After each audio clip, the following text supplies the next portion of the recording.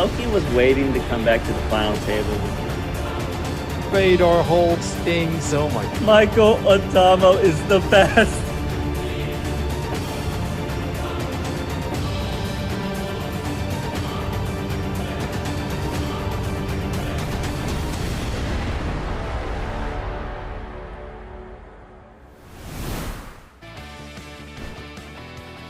Welcome back. It's time. It's Tuesday. It's another Super Millions show. Welcome back, you guys. I see you guys warming up here in the YouTube chat. Great to see everybody. My name is Kevin Martin. I am your host. Tuesday is the Super Millions show.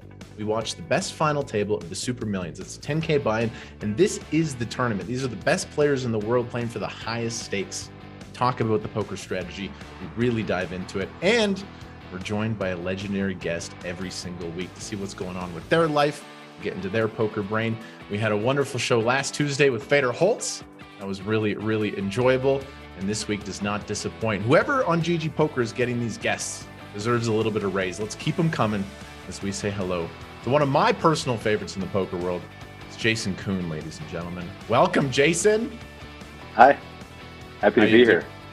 Good to see you. Good to see you. We're trying to make this work this week. I know you're a busy man with fatherhood. You got some stuff coming up, but thank you so much for joining us today. We're all excited to get into your poker brain a little bit today. Of course, man. I'm pumped to sweat it. There's some tough players in the field, so I look forward to seeing what kind of plays they make. We do have some tough players in the field, and I say we take a peek at that right now. This is your final table for the Super Millions, you guys. This tournament is no joke. Again, it is a 10K buy-in. We have some familiar players at the field here, as I believe we're going to jump right into the action. We're not going to waste any time as we go check out our lineup. I believe in just 1 second here. We are going to check it out.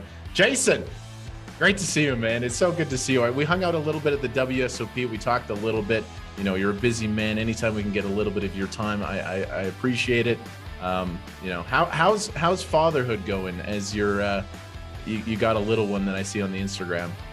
Yep, 4 months old. It's going great. He's a monster. My wife and I are over the moon. It's just gone spectacular, and yeah, every day is a new challenge, I should say. It's pretty hard to maintain trying to stay on top of being a poker player with 7 a.m. walks with your kid, and so it's a new chapter for sure. We're gonna have to travel to play some big poker tournaments this year and consider having a little guy with us, but I'm loving it, man. That's amazing. That's amazing. Probably some different challenges compared to the high stakes poker scene. But I love watching the Instagram stories. You know, me and my wife are always talking about having kids and stuff. It's a very, very, very, very, very exciting to see. We're just talking to the production team here. Guys, do we have the final table? We're going to jump into that. We're going to get the cards in the air. We are. Here we go. Super Millions show. Oh, wow. Here we are. Let's take a look at this lineup. And my goodness, I mean, the man just gets it done. I got to give a shout out to fellow Canadian Daniel DeVoris. Last week he was at the final table. He had a really good showing. He came in as the short stack, and he just final tables this thing over and over again. There he is on the button, Daniel DeVoris. I always cheer for him a little bit. He's a fellow Canadian. Another amazing showing for him. Jason, any of these names kind of stand out to you right away? Who do you recognize here at this table? I know a bunch of the players. Obviously, DeVoris is the biggest standout. He is one of the best tournament players in the world, possibly one of the best. Wow, this is a wild spot. Yeah, I mean, Daniel DeVoris not wasting any time here, finding the 3-bet with yeah, I mean, it might look pretty outrageous. I think that it's probably slightly loose, but I get what's going on. If you digest the stack distribution here, there's a lot of pressure on Joyo, if I pronounce that name right. Yeah, so that was pretty wild. I actually think the default there, even though it looks kind of silly, is to not just pile your chips in with the 4-bet, even with the 25 BB or whatever he started with. That's not something that you would see for chip EV in the early stages of a tournament, but since chip values are non-linear under ICM pressure, I think that the Joyo could put in a significant amount of his chip stack and fold to a jam. And obviously aces is the one hand that you would want to click it back and try to induce with. So I was a little surprised to see the jam right away there. Takes it down. Good start for Joy. Daniel DeVoris. Yeah, it looks like DeVoris is running into it again here. pretty good flop for his range, and his hand is doing pretty well. I imagine that Art, under the pressure that he's under, he won't check raise it just because he doesn't want to get shoved on with the king five of clubs. And Daniel has a pretty compelling spot here. He's got 3 pots to play, and he's got a bad open ender with a club in his hand and an ace. Ooh, he just went and did it. Just found the offsuit 6. I mean, what a card to slide in. Yeah, I mean, Art has a mandatory bluff here. Like, you obviously don't want clubs in your hand, but like the 5 interacts with some stuff, and he almost never is unpaired here unless it's just a missed flush draw. So that's not going to go well for him. But you can't fault the guy for stabbing. It's not going to go. But yeah, well Dvorak is an absolute legend. It's been around forever, even though he's quite young. Sammartino, final table of the main event a couple years ago, has been playing super high rollers for almost as long as I can remember. Really, really good player. I think he's the kind of guy that's more like a feel read-based player, but fantastic. Rui is Ruin F. He's a long time high stakes reg. Same with Alex. I mean, this really is a loaded final table. I've played the 25 case with Spays, and Petrasyan is a very exciting player to watch too. I'm sure that he's gonna with that chip lead, he's gonna show us some pretty insane hands today. It's gonna be quite fun to watch. Also, another player that I wasn't super familiar with, but I did a little research on, Art Poker. Korean player, apparently just an absolute superstar in the Korean market. He's been crushing. He's coming up big. He's very popular with the Korean players. So an absolute maybe superstar in the making. Nice to see him there with 23 big blinds. Did lose that pot versus Daniel Dvorak. Wow. Pretty notable that he just folded ace jack off in the small blind. That's definitely leaning towards the tight side. I think that's his recognition of Joyo needing to be pretty tight under the pressure with the shorter stacks. So that may just be the correct fold, but definitely notable. Notable here as well is both these players have made top pair. Could be a little bit painful for the Queen 7 of clubs here. Yep. I don't know how to pronounce the name, but I guess it's Petrasyan, maybe. Just let it fly. I'm just going to call him Petra. Yeah. I believe some of these names are not easy, and sometimes I can call a player 3 or 4 different things before the broadcast is over. King Queen here. Are we just going for the large turn bet? No, checks back. Yeah, I'm actually astonished to see the check back here, especially not having diamonds. I think that you would just want to deny equity here, and your hand's certainly strong enough. And for chips, he should certainly raise the river for value with the King Queen, but you can understand that he's just happy to call and win the pot there, and not go for thin value. Just trying to get some pay ladders here. Dario Samantino finds the aces. Dario, crusher online. I'm just more familiar with him in the live world. I just always remember where he got second in the WSOP heads up. I believe he lost to Hassan, got second, denied the world championship. I remember his performance there. There's also some controversy where Dario ran deep in the main, and there was a controversial hand, I think, on day 6. But he's just a guy that has gotten it done forever. And here he is with the pocket aces. There's a couple of hands here in the blinds here. Yeah, small 3-bet from Petra. Gonna get the bad news right away.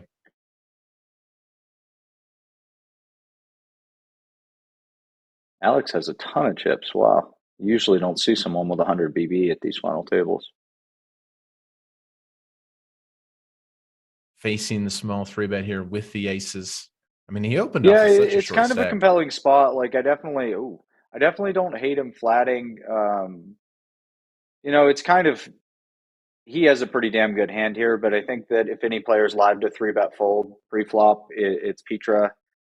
And he's got number 1. He wants to cooler the guy. He doesn't want him to fold pre-flop. So this is just going to go really, really tiny bet. And my read on Petra is he'll probably just put the money in, although calling is fine too. This is bad shape. Ace Queen here, almost dead. Almost dead. And that's just super unlucky. I mean, of all the hands, like, yeah, it's pretty brutal. You can't blame the guy for playing the hand the way he did in any street there, I would have certainly been doubling Dario up myself. Great start for Dario Samantino.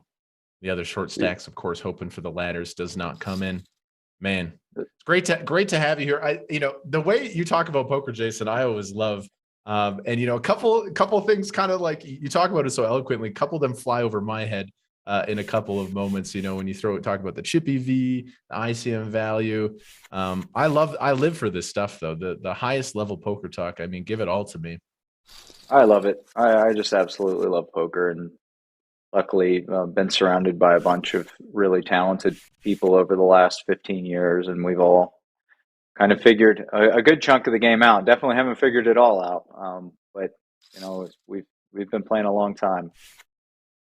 Ooh. So this is an interesting spot. I can't tell, is that a 3x? It is or a 3x, 180K. Yep, 3x. Okay, so that's a big one. So Dario is most likely just going to call here. It's quite a large ante over a big blind in there, and a suited ace against this guy's.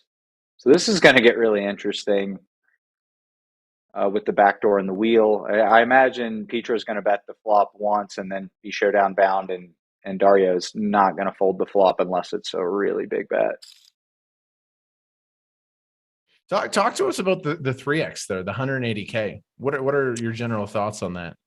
I think that in the certain situations that present themselves where the opener is really tight and under a lot of pressure, that size makes sense to just try to make people fold more pre-flop. In that specific situation where he covers the big blind, who's the person he's going to play the most hands against, I don't think it's necessary. But he did have the mega chip leader on the button, and maybe he's just thinking, look, I'm trying to get heads up here. I'd prefer everyone to just fold, and I don't want the guy with 6 million chips to call me on the button, so I'm just going to raise bigger. Might not be the optimal play, but you can certainly see the logic behind it. Absolutely. We got you open, guys, on the YouTube chat. Great to see everybody. Paulo says Jason is such a good commentator. I mean, you're not going to get a better breakdown of poker hands than Jason Koon here, guys. Great to see everybody on the GG YouTube channel. Start us off with a thumbs up. So we're just getting this final table underway. An interesting spot here. Daniel Divorce opens the ace queen of clubs. Art goes for this 3-bet. This looks strong. This is 9-handed poker. I certainly do not fault Daniel at all for flatting here. If he thinks, we just saw Art make the fold with ace jack off with 15 big blinds earlier against the hijack open. If you think about the range that Art's 3-betting here, like stacking ace queen suited against that's not very exciting. So I think if I was in Daniel's camp, I would certainly just flat two, look to hit the flop. And this is going to be pretty interesting with the 2 overs in the back door. I imagine he's just going to get a fold right away. Even in most scenarios where a person can have a bunch of bluffs pre-flop, you're forced to continue that ace queen of clubs. But I think Daniel made the correct decision there, just saying Art isn't messing around here. And, in that situation, he got really unlucky to be up against the bluff. But the bluff was king queen suited. I mean, it's a very strong hand to be bluffing with, You got it done there with the king queen of spades. Art, again, one to watch out for. Petra finds the 2 10s here, this time going for the smaller open size. Fifi in the chat says Kevin has made his 2nd straight Super Millions final table. I have. This is a really, really wild flat with the 5-4 suited.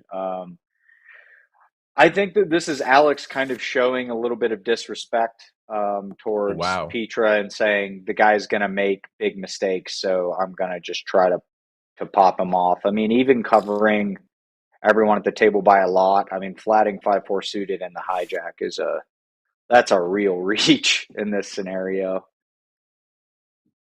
So Daniel's not going anywhere. Yeah, this is wild. Middle set for Petra. 3 ways on the flop. Gets the small C bet in. Daniel check calls, has made a pair of jacks and the open ender. I mean, Petra, I think, is not a man to mess around here with middle set on this wet turn card, expecting a sizable bet. Yeah, that's just the amount, too, to make Queen Jack in this situation really hate life. Like, once again, for chips, this is a very easy turn call. But, like, that's just the amount where Daniel's really not loving it. Petra is an action player. He likes to put a lot of pressure on people, and he's been known to show up with some pretty wild hands. So I think Daniel just assumes that his jack's the best hand there quite often, and this is going to be a pretty nasty spot. 1.1 million with the full house.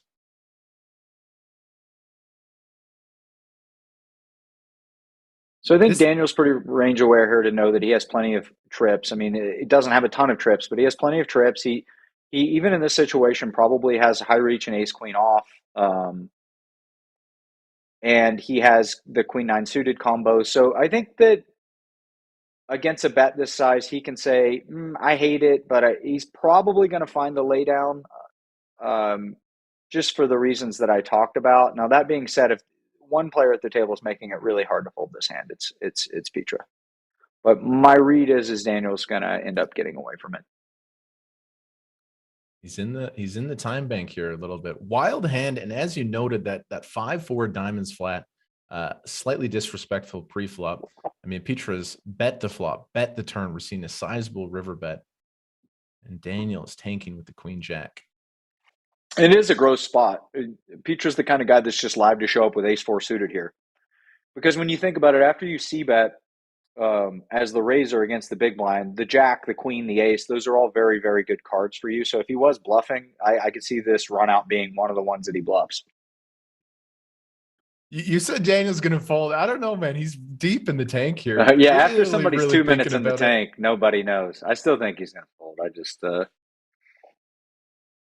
he's just not sure if at the moment. But what kind of bluff could Petra have here? Like, I think that a lot of stuff, because the jack is just a very natural card to bluff. Because if the big blind peeled, say 10-9 suited or 6-7 suited with the back door against the small C bet, because he only bet small on the flop.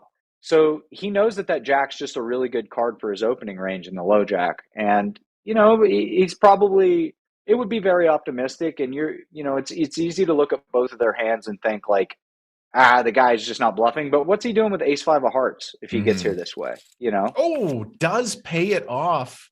Yeah. I get it. I totally get it. For sure. The queen is a pretty powerful card. It blocks some straights. It blocks some king queen type hands. And that will be costly for Daniel DeVoris. Still healthy, 1.5 million, but that is a massive pot for Petra. I tell you what, we're early, but Petra's got the 50% VPIP going. Bro, and look, he's 3x and 8-7 suited. I mean, this is the exact reason why Daniel called the river. This is he's coming in. I imagine Rui's just going to pile it here for 41. I think that he realizes Petra's range is so wide. This is like the kind of the default play, but against Petra, I think I would have just felt like just putting the whole pile in with the ace king off. I really don't want him flatting me with all these short stacks and then me having to figure it out. I'd kind of just turn my range face up and say, look, I've got jacks or ace king offsuit, and what can you do about it? Petra making some early fans in our YouTube chat. Me as well. I mean, I'm liking their style early here at the Super Millions final table. So you see Dario Samantino raise space in the small blind here. Feels like a nice. Yeah, I'd say he's going all in. Yeah.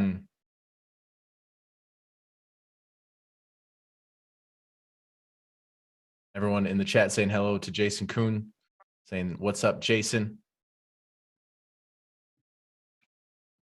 Jason living one of the busier lives of individuals in the poker world. I think you got a million things going on. You got projects, you got trips, you got fatherhood, you got everything going. Yeah, man. I'm trying to do the business side of poker. I'm trying to remember how to play 3 different games. It's kind of hard to try to be good in no limit and short deck, and I'm trying to learn PLO right now. So I've got that going on, and I have a 4.5-month-old baby. What's I remember hearing that like you started playing short deck because you also wanted to give action in high stakes games or whatever. But how would you compare your short deck game? Wow, we see the limp from Queen Jack from Petra. I mean, go on and get it done. The overlimp with queens is kind of insane. I'm if he had nines, sure, but you've got the third best hand and no limit hold'em against a guy who's playing 60% of hands. I think the price of poker is going up if I'm in that seat. Yeah, Now that's a pretty wild adjustment, I think. Like being all in pre against them sucks, but I would just I think I would I would just do it. wow, bad flop for the queens. Yeah, I think at least Petra's hand's good enough that he probably won't. He'll probably just try to show down. Um, Whereas if he had Queen of Spades 10, he might just find a way to win the pot. I mean, as you called out, the more I think about this queen's overcall, it is a wild spot just to overcall with the two queens.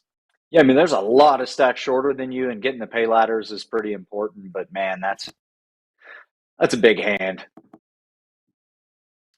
Checks through. Maybe see some sort of blocky small size go in on the river here from the queens, perhaps. Yeah, there it is. It's not small. It's over half pot. Yeah, it's going to work too. He's going to get called quickly, I think. Teacher's just going to pay. It worked out all right. All right. 8 hands So left. to answer your question, I was just at a birthday party of a friend who's been a big part of the high stakes community for a long time, and this was years ago, and there were 3 well-known high stakes kind of VIP players all playing this game that I tried to play with them, and they were like, "You don't know the rules," and it ended up being short deck. So I just ran home and tried to figure out as much as I could about it, and it ended up I was playing the equivalent of like 150, 300 USD to learn. So the stakes were crazy big from the beginning, and it was exciting because the money meant something right out of the gates. And then, from there, the stakes just kept going up and up and up. And it was a game where I put in more volume than I could have ever imagined over the course of 4 years.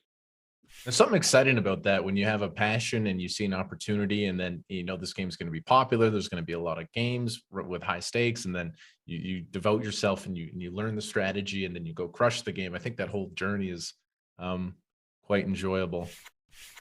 It was wild for me because I was kind of a one-trick pony. I played no limit cash, no limit tournaments, and sit and goes and everything, but it was only no limit for me. Mm-hmm. So to just this new game come up and there'd be a huge incentive for me to learn how to play. I'm surprised to see a non-all-in 3-bet with the queens. I guess it is pretty close. Just getting the guy to fold is kind of great. But yeah, so that just happened, and I think that being a poker player is one of the most important things. If your main focus is to make as much money as you possibly can, you have to be adaptive and liquid. And even though I didn't know how to play the game, I felt an opportunity there, and it worked out because of that. And I see a lot of great players really stuck to their routine and stuck to their habits. And if that makes you happy and you're okay with the amount of money you're making, sure. But if you're really trying to make the most you can, you need to be looking for opportunities and spots where all of the saturation may not be there, because you can look at No Limit now. I mean, everyone's so good, and that's just not the case in other games. Well said. Interesting hands here. Kings open, tens flat, and now Art with the ace queen. Yeah, I think that he's just going to either fold right away or 3-bet fold. I think both are fine options. Even the ace 5 suited fold's pretty notable. I think it's good, but wow, yeah, it just mucks it right away. That's when you think about what Space is cold calling, I think that kind of makes sense, to be honest. Like his range to just call the min raise is probably something like some queens, a bunch of jacks, a bunch of tens, some ace queen suited, maybe hands as weak as like occasionally king queen suited or ace jack suited, but that's still a very, very strong range. That is just a nice clean fold. Just escape. Just nothing. Yep. Got to give that some credit. And wow, my goodness, that is a turn card for the pocket tens. And this board, I mean, Joy has to feel pretty good. Oh, incredibly good. Spades never has 6s, 4s, or 2s. So really the only hand that beats him is a slow played pocket aces or a set of tens. I mean, he's over the moon about this situation. I mean, what a turn card for Spades. There's the bet. It just feels like we're on our way to potentially a full double up here. Oh, without a doubt. I can't imagine. Like ace of diamonds maybe is the only card that saves him. Backdoor flush does come in, but Yeah, so now you lose to ace queen of diamonds, ace jack of diamonds. Maybe king queen of diamonds if it's there pre-flop, and if it peeled the flop, I mean, you could probably just expect him to fold the flop. So I don't think we can fault Joyo at all for just sticking it in here. I mean, if spades has nines, or even a hand like jacks, like once it goes bet, he would be in a pretty bad spot. These narrow range spots are insane. I mean, that is going to be a very quick double up. that is a shove and a call.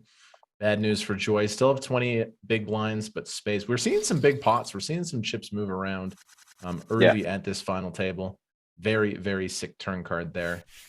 I think Joy, even though it doesn't seem obvious, I think one play on the river, I think that the bet size of just going all in for 80% pot, I think a few things. One, he should probably size his flop C bet up just a little bit more, and his turn C bet should be, or his turn bet should be a little bit bigger.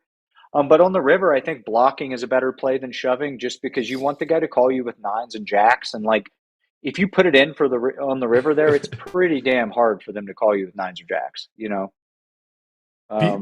Petra for MVP.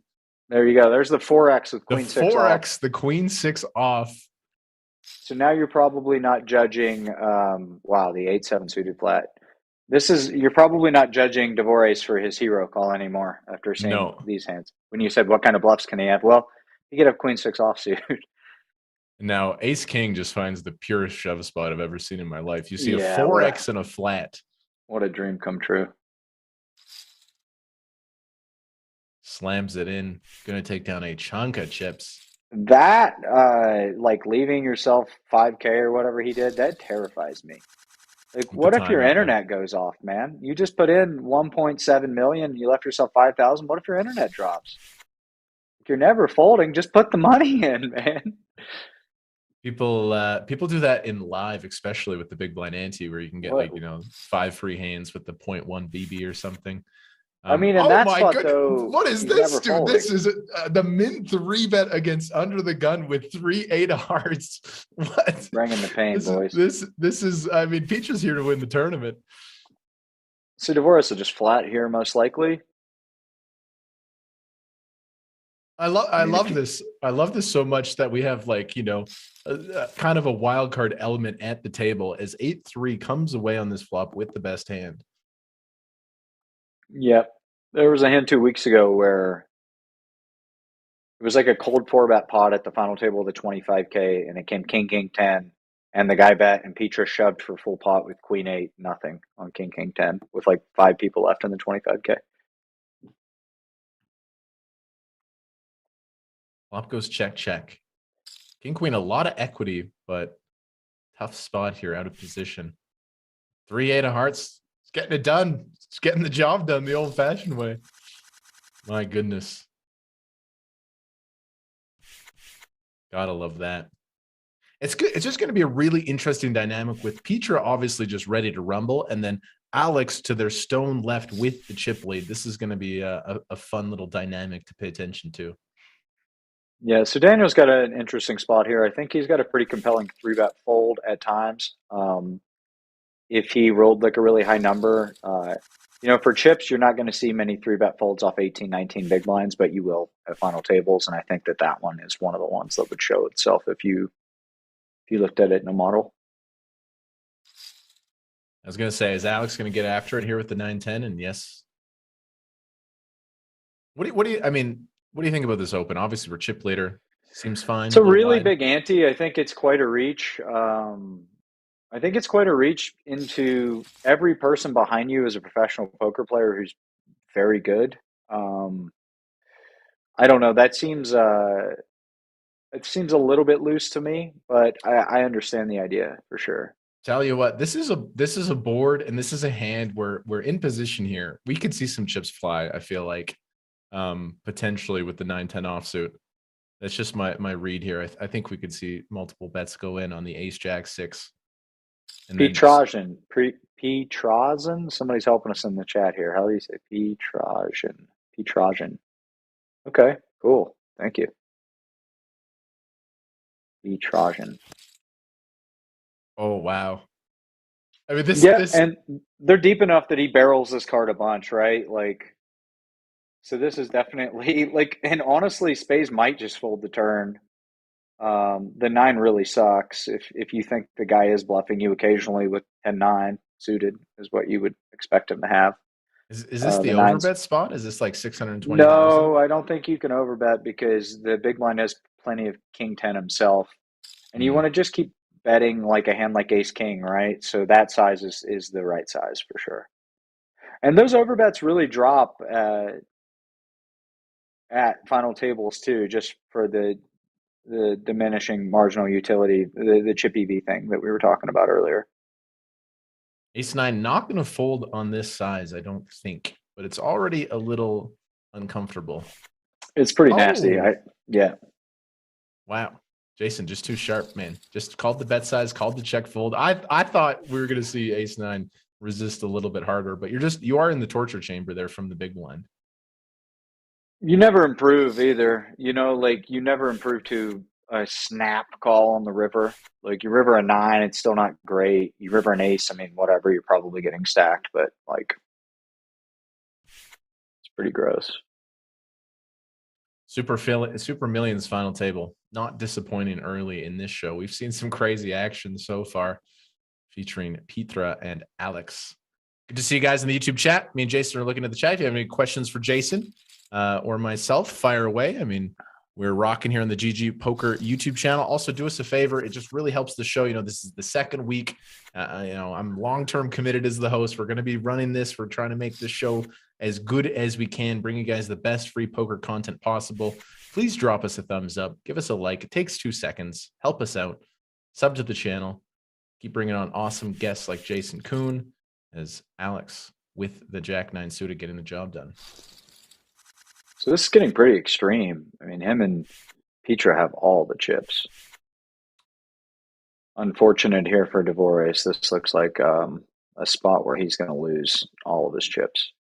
This does not seem good. We see Daniel Dvorak pick up the ace 10 suited. It's interesting. Last Tuesday with Federer Holtz, Daniel Dvorak came in with the short stack and he span it up and ended up going really deep. Wow, just min raising here actually. Perhaps an opportunity to escape with the ace king suited behind. Yeah, I think he Daniel will. Dvorak last stream came in as the short stack, span it up, and this time he's gotten off to a rocky start. He came in with a bunch of chips and has fallen to the short stack. What can you do if you just keep running into 8-3 suited every hand? It's like, what can you do?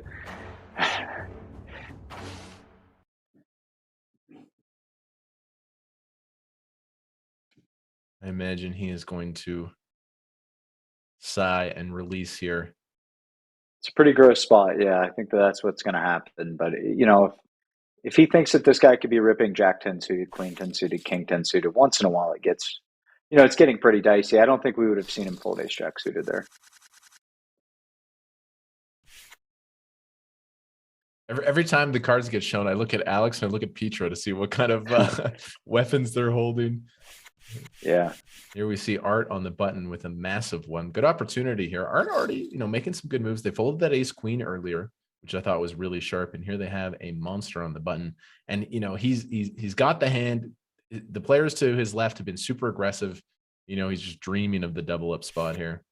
I thought Petra almost hit him with a 3-bet with the 9-4-0.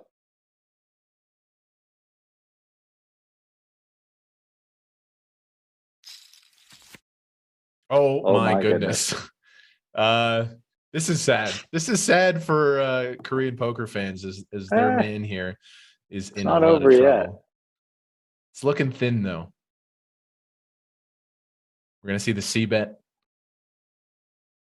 Yeah, so I'm interested to see if he goes biggish. If he does, I imagine Alex will only call the flop. And if he goes small, I imagine Alex will mainly raise the flop. So he went small, so I think we're just going to see a check raise now. And not having a diamond in his hand, he'll probably just shoot it in over the check raise. What I imagine is going to happen. Feels like the check raise, and then the jacks are going to put it in. Yeah, that's what it feels like to me. Guys, asking for 6+ tips.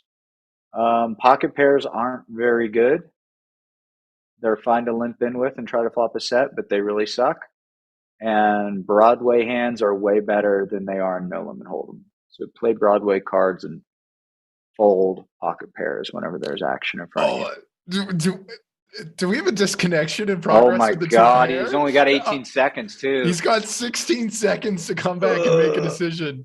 Oh my You've God, he's gotta be like kidding probably me. punching his computer right now. Bro, I think the Korean poker fans DDoS this guy. They blew his server up so he wouldn't What is bust it. going on? Is he gonna fold? He's gonna fold top two.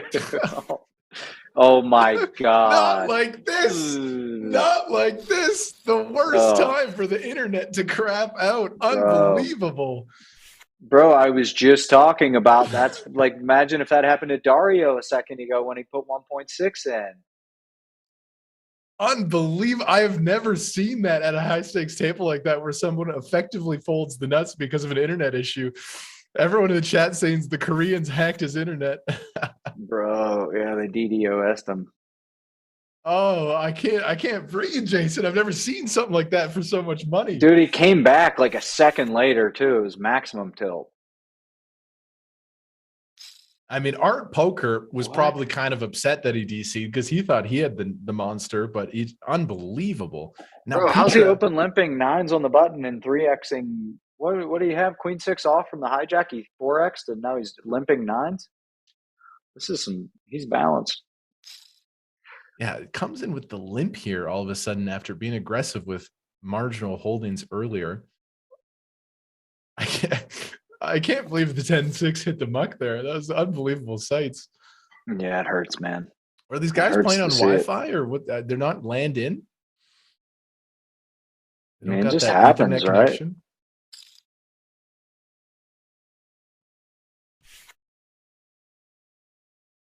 Marginal top pair here from Rui. What a start to this final table. Super Millions action. Check, check.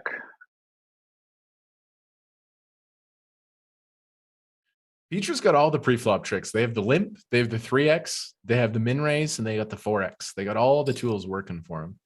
Wow, and he's just like going to bluff this guy off a 10. How strong? Super sick. Still nine-handed. No blood yet here at this Super Millions final table. Alex is so tilted right now.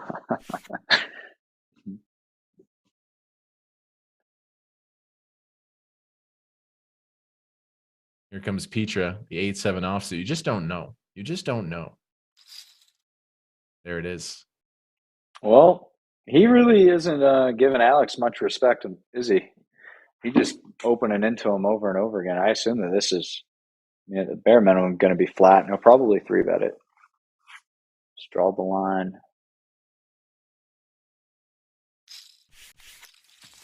Just calls.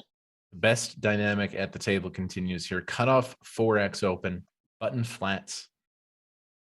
Feels like Petra just might find a winner here on this board as well. Petra's been playing the huge Omaha as well. I'll play tournaments, then he goes and plays 400, 800, 1600 PLO.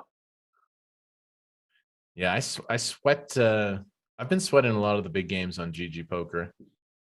Shout out to GGPoker. That just wild games. Just wild. Bro, wild, I lost a wild 240K pot like 3 weeks ago, and then Daniel just started dancing in my face. I was like, what is happening right now? That Daniel like tap dancing is the guy who scoops me for 240K. It's such a troll, that the Daniel dance, especially for whoever. We got to talk to some people about that. I can't be having Daniel tap dancing in my face when I get scooped.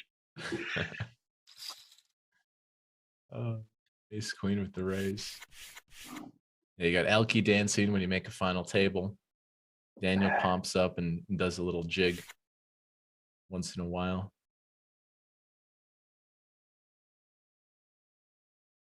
Still no blood here. Daniel DeVoris came in as one of the bigger stacks. He's rocking the short stack. Joy is short.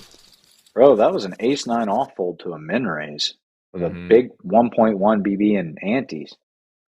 That's tight. I mean, Probe hasn't really Probeer hasn't really played too many hands.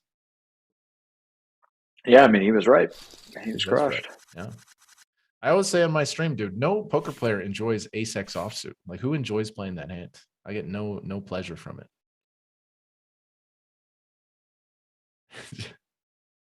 Uh-oh. Oh, I thought Petra was gonna, play the 8-6 there. Disciplined fold from Petra.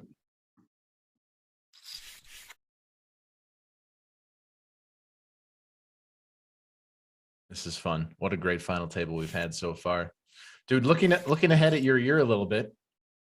What you got any poker stops planned? What's on the schedule here? What's the plan? Yeah, I'm gonna play this big Cyprus stop in a month. That's got 11 days of tournaments ranging from 25,000 euro to 250,000 euro, all of them being rebuys. So that'll be really big action. And we're going to play some Tritons. Sadly, the first one got canceled because of COVID, but there's still 3 more in front of us. And I'll play the Super High Rollers in Vegas during the summer at the World Series. So a lot of big action. Really looking forward to it. Sounds amazing. Those Triton events look, they just look like the best. Those look like You a just lot of don't fun. sleep though, because you play tournaments, you bag, and then somebody wants to play a cash game that you can't say no to. So then you just do that. Interesting here. Petra with the 3s. Oh, I was Oh just my thinking. God. I mean, that turn card, I thought in Bro, my you brain. willed that card. I could see you thinking. Of course. I was like, there's 2 outs for pure explosion here.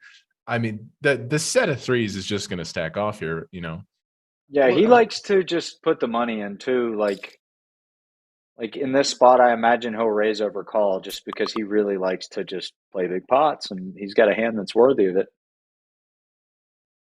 Unbelievable that the 3 of diamonds rolls off here. Ace-5 has made the wheel.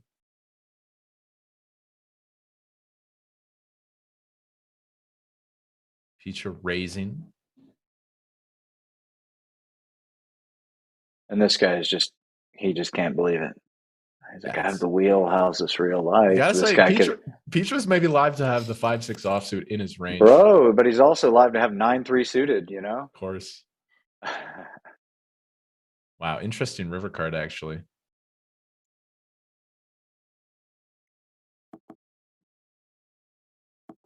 I think the check is appropriate. Unbelievable. Wow. To not get stacked there is amazing. Petra's a god, man. How do you not lose all the chips on that turn card? Yeah, it's pretty wild. Wow. That was nasty. Kevin Vo in the YouTube channel says GG Poker needs to add Jason Koon emotes. Yeah, I said that. Are they developing those? We got the Blazarian, we got the Dean eggs, I Elky. think they told me that they could if I wanted them, but they said it's there's so many of them already. Maybe they do something different. And I said whatever y'all want to do, but I would like to at least have the not sure if face I could throw at people. I want my own not sure if face. Maybe if someone gets cooler, we can have Jason pop up, do a little dance or something. We got to get, shout out to the GG animators. Samantino takes it down there. Marco, Rexwell in the chat. Kevin and Jason, are you going to play the GG Masters 5 million guaranteed? Jason might not, but I know I sure will. New announcement from GG Poker. They were running a 5 million guaranteed tournament for just $150 buy-in. No re-entry either. Yeah, no re-entry. They announced. Hold up, what? No re-entry. Yeah. The GG Masters is pure no re-entry. 1 bullet, 5 million guaranteed, $150. They're just full out expecting overlay. They just want to run the biggest tournament possible. Wow. Crazy. All right. So Petra is probably not going anywhere here on 10-5 deuce.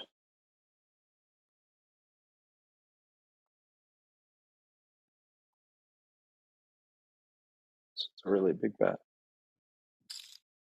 Yeah, these are the 2 that are really controlling the action here at this final table. Petra is not a player to fold the overs, the back doors. I mean, seeing a check raise here would be totally fine. He's not the guy that you want to be playing a big pot against, but if I saw him check raise, I'd be like, yeah, sure. Got some overs, got backdoor straight, got backdoor flush draw. I could see it.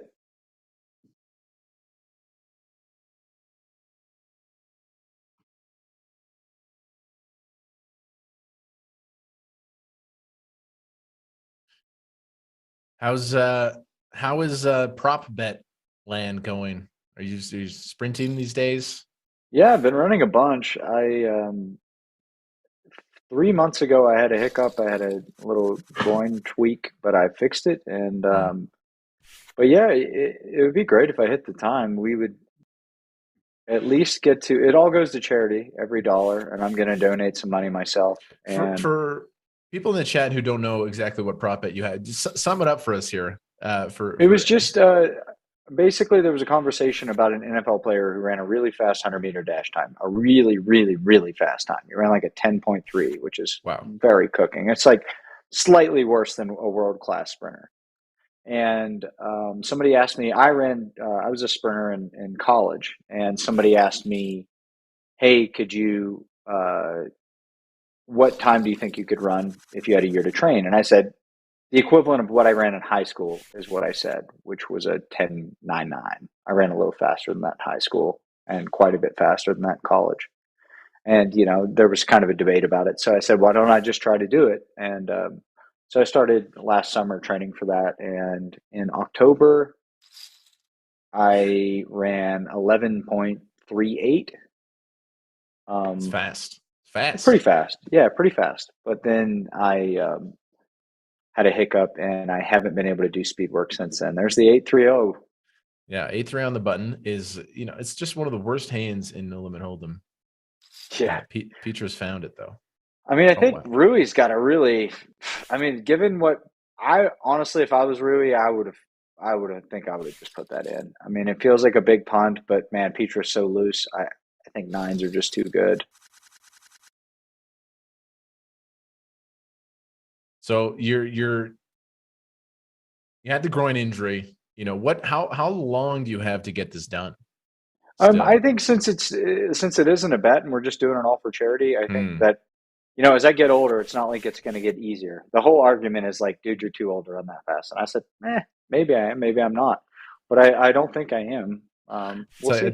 The WSOP, you hosted that workout. Jason invited anyone to come to the track, and I went. My wife went. 20, 25 other poker players went, and it was a lot of fun. It was a lot of fun. I couldn't move my legs for like 3 days, legitimately. Ace Queen here for we decides to just call versus. I just put it in, man. Yeah, I mean, put it in. These players. When the guy's opening 8-3 offsuit, you just got to put it in. Petra's the hero here at this final table.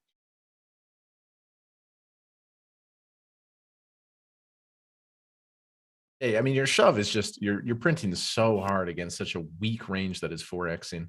Yeah, I mean, there is like the chance though that they haven't really seen how wide he's playing. Maybe like the last few levels in the poker tournament that he didn't go to showdown very much, and they just think, oh, this guy's on a crazy good heater or something, Because like the one hand he did show down, he had tens full, and then the other hand he showed down, he had a set of threes. So maybe they just don't think he's blasting around, We know he is indeed blasting around.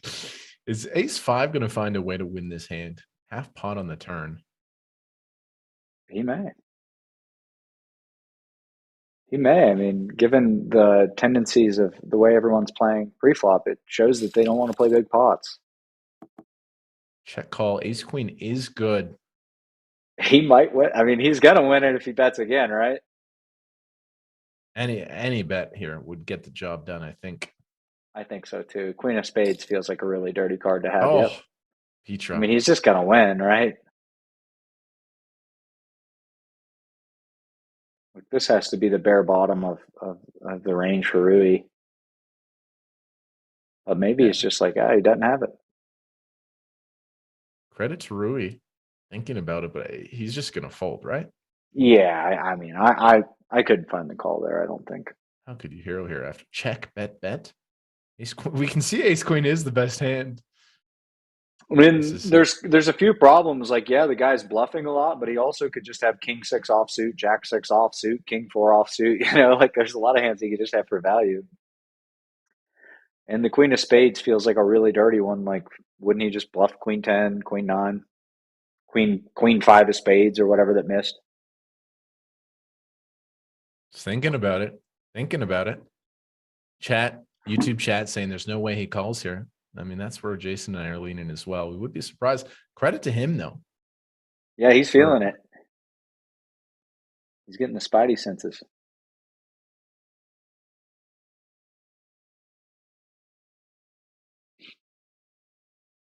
Really is. This would be an absolute sick hero call. Just the way that the 4x pre check flop bet hero call with ace queen, it would be pretty sick. It would be pretty sick. Oh, he checked back on the flop? Yes, flop went check, I believe. Yes. Well, I thought this was a third bet. It's a little more compelling, but still, I mean.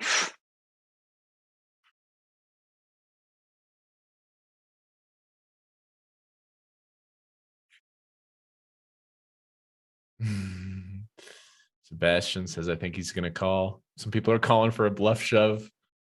He's got 9 minutes left in a shot clock. He might just be like making breakfast or something. He could take all 9 minutes, 44 seconds. He got him. Hero call. Sick. That is nasty. What a hero call there to go up to 4.6 million. Chat did not think he could do it. Jason did not think he could do it. I thought he was going to fold, and he finds it. What a pickoff there. He did it. He could feel it. And that is powerful. Now he's at 4.6 million. He has position on the chip leader. Petra is short. I mean, the call of the broadcast so far, that was super, super filthy. Yeah. We were saying, does he know his man? And I guess he did. Going to be interesting to see how Petra plays now with 30 big blinds. Tell you what, we've had a little bit of everything here at this final table. Oh, it's too much fun. Daniel DeVoris rocking the short stack here. Don't count him out just yet. Being that short, there's a lot less pressure on him. So with this big ante, I definitely wouldn't fault him to just go to the flop. I think it's somewhat close, but a suited queen is, the deuce is terrible. But I could see him trying to make a pair. All right. Money is getting in here. Yes, we see the nut flush draw versus king jack with how short they both are. Alex might just pile. Daniel DeVoris going to need to find a club here. I imagine he tries doing deuce. Like Daniel has no ace X basically, except the very worst. So king jack is kind of the nuts. And you just want to not like if you shove the flop, you get him to fold a hand like jack of clubs 10 or something, and you want him to continue that. Here it is, 37%. Picks up a 10 as an additional. A 10 amount. Or a club. Green or a 10. It's neither. Oh yeah. Good game to Daniel DeVoris. I didn't see him make a mistake the entire time. It just kind of ran out that way. You saw him make a big call against Petra, and we saw Rui make a big call against Petra, and half the time that was the right thing to do. Here's our profile, Daniel DeVoris. You can see just GG Poker winnings, 11 million plus, 3 million in the super millions. One of my favorites. I've had some nice interactions with Daniel, and actually when I got back into poker, I stepped away for it, but when I got back into it in 2020, I said I really want to get better at poker. I actually contacted him to coach me, and he was just too busy. He was my first option. I love his training videos. I think I've watched every single one that he has produced. Just the way he talks about the game is just so intriguing to me. Yeah, he's really one of the few people that dials into the theory, but is also never afraid to go out into the world of exploits and go weird places with people who want to play weird hands. So we see our first exit, Daniel DeVoris, 9th place. Back-to-back final tables. I'm sure we'll see him again, of course. We are down to 8. Oh, my goodness. This is a spicy flop. That's the nuts for Dario. And Art has a hand that probably he's going to fight with. Ace-3 with the ace of spades. Yeah, it's a really it's not the standard open either from the hijack with the stacks set up the way they are. I think most professionals would just fold 7-6 suited here in the hijack. So pretty wild to get this kind of flop. You know, I think he has a lot more ace jack off, ace queen off kind of hands that Art's doing really good against. So imagine he's going to call a bet, and now he's going to lose. He's going to lose a lot of money. The 2 pair You has don't. slid in. Yeah, I mean, he's just Dario has no deuce X in his range, so we're really worried about ace five, ace four, pocket fives. You know, he might not even have pocket fours. You might assume that he doesn't have 7-6. So, like, when you think about what his range is on average, like ace three is doing very, very well. He has a bunch of ace queen, ace king type stuff, and not a whole lot of kind of hands like he has. And as you pointed out at the start of the hand, the 6-7 suited is not a standard open from that position. It's hard to even Yeah, get I for don't that. think so. Not with you've got the guy on fumes right to your left who's going to shove on you a bunch, and then you've got a bunch of stacks covering you on the button and small blind. And so even this situation now, once Dario puts it in, it's like you just have a pure bluff catcher. But if Art makes a call here, I don't think we can really fault him for losing his chips. Dario might make some kind of crafty bet here, like that isn't all in.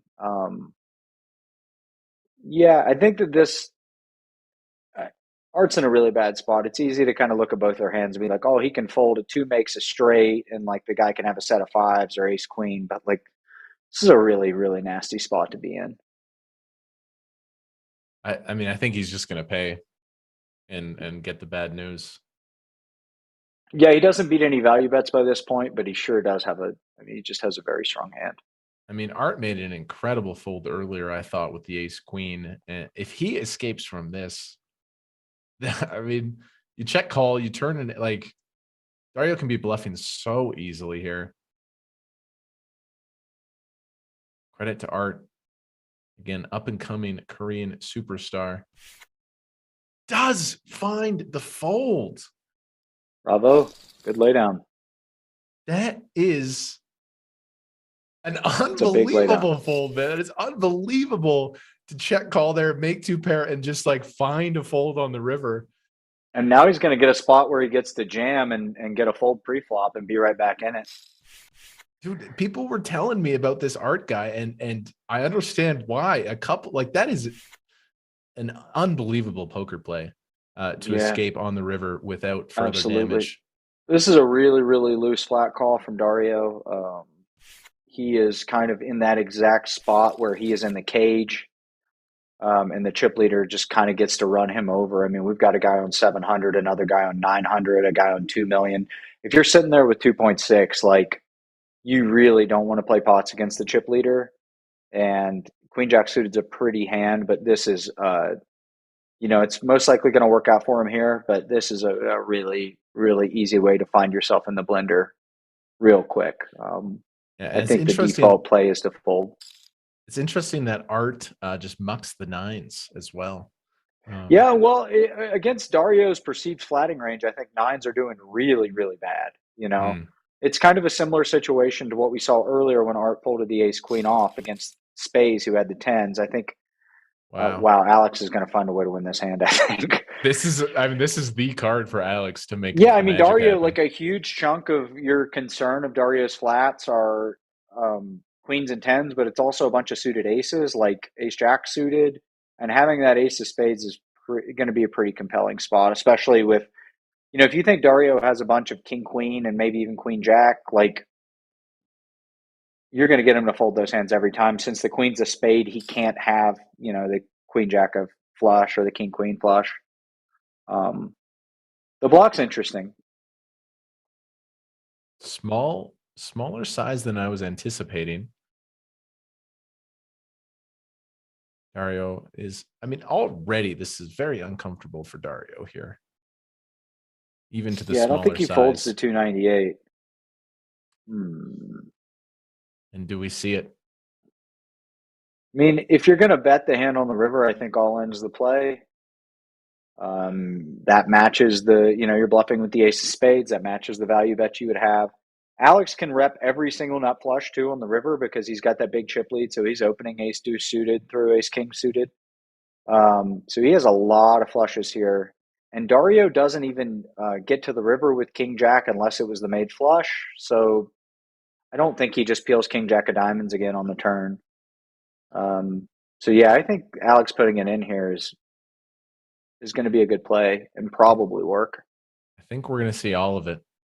He's going to go all in, I imagine, as well. It feels like the perfect spot, the perfect hand. No, it doesn't go for all of it, but he goes big. He goes big. 1.3 million. We've seen a lot of bluffs at this final table. Some really good river pressure. Some have worked, some have not. Yeah, this is an interesting river size. This all like this was, I mean, you really noted that this flat by Dario was just going to be really challenging for him down the road. And we see that example play out Well, in and real that was a time here. top flop for him, basically. You know, other than him flopping like a really huge hand. I mean, you got top pair and the run out. You know, you're really not loving it here. This is going to be a tough call to make. I'm not saying he won't make it, but when you think about all the hands he gets to the river, like, I don't know, man. Queen Jack red isn't very pretty on that run out. It's thinking about it. Breaking it down. I love this. I love these high equity decisions. Really, really tough spot for Queen Jack suited here. Yeah, it's kind of terrifying to begin with, too, because Alex just c-bets the flop where that flop is really good for Dario's range. So it is terrifying because he has to think, oh, the guy had to have something to bet the flop, like, to begin with, because most of the time he's just going to give up on Queen 10-6 since Dario has a bunch of ace queen. He has a bunch of pocket queens, pocket tens, suited aces that could have spades, you know. So I think that Alex going bet, bet, bet here looks ridiculously strong.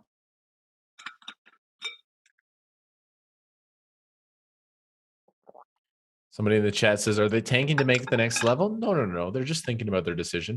You can notice in the top left, I really like how GGPoker does their final tables. They turn the clock off and they go per hands.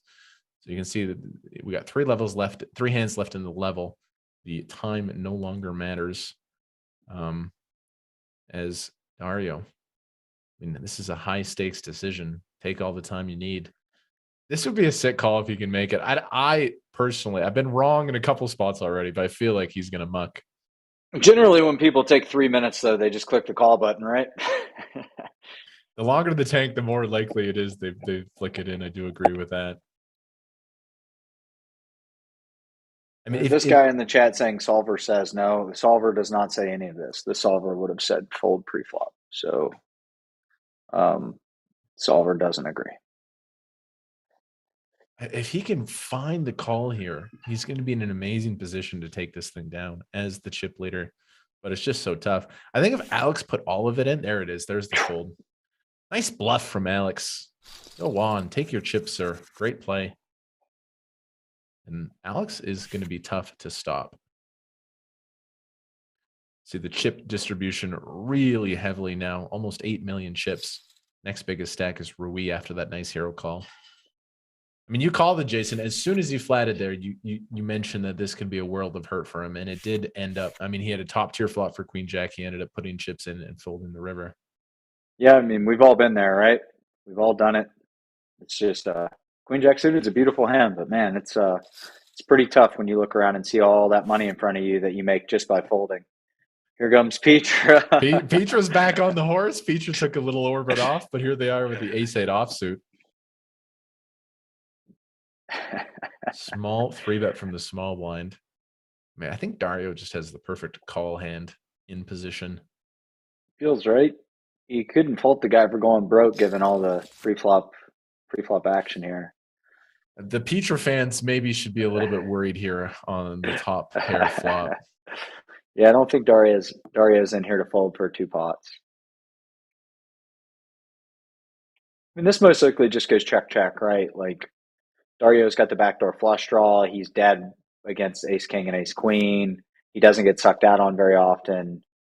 But I think that Petra is going to find a way now to either bet small or check call twice and lose his chips. Petra's just stone dead here. Just an absolute horrible situation. Yeah, imagine Dario just to call because just given Petra's pre-flop tendencies, if it's a guy that could just have 9-4 suited or something, or could just be stone drawing dead against your ace jack. You just want to set that trap, right? And this probably, well, this is actually like, if you think about, like, Petra's pretty crafty here. Like, this is kind of the appropriate amount of money that he wanted to put in. And he's just going to call the river. I like, he's going to say, oh, whatever, Dario can just have missed spades. He can, he could have some bluffs. And I don't think Petra's the guy that's in here to fold per pot whenever he has top pair, when a bunch of his range is kings and queens and stuff that isn't top pair.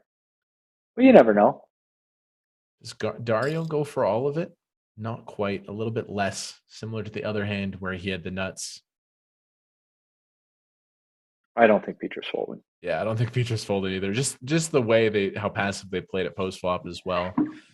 To be fair, he did find a way to not get stacked with a set of threes. That was super crafty by him, and he has shown some skill here. Like, he's playing really loose and aggressive, but he seems to navigate really well post flop with some of these hands. I've been, he's playing unconventional and very, very loose, but you can tell that this guy's played a lot of poker hands.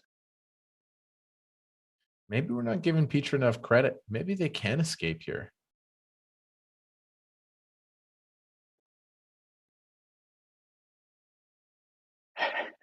Guy says fold because of ICM. I don't think your our character here.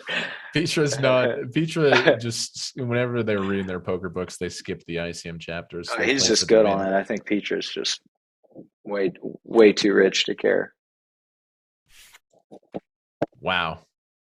Whoa.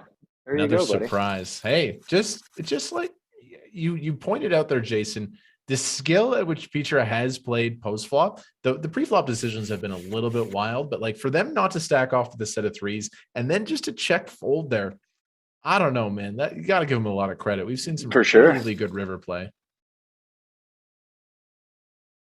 Neither of us thought they were folding, and Petra does make the check fold. What's he going to do here? Art has found the aces. It's not a good flop for the ace of spades, ace of diamonds.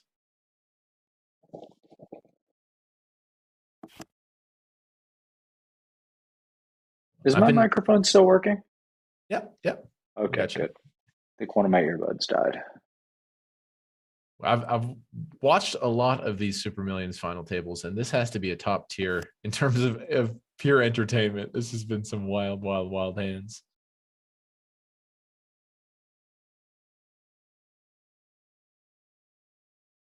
All right, here, just in showdown mode with a block bet. This would be a really cool spot for Petra to raise.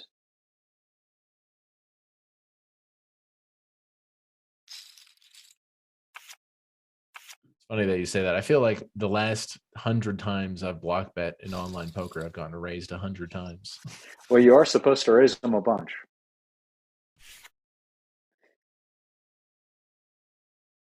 Art with a nice hand there with the aces. Petra short. Wow, king 10 suited fold there. That's notable from spades. That's a king 10 suited's a pretty big hand, man. Mm-hmm. Lines have got 40K, 80K. 40K, 80K.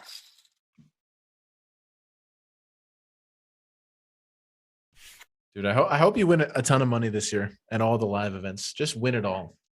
Man, I'll do my best. Me too, Jason. I want to win some money, man. I want to win some money.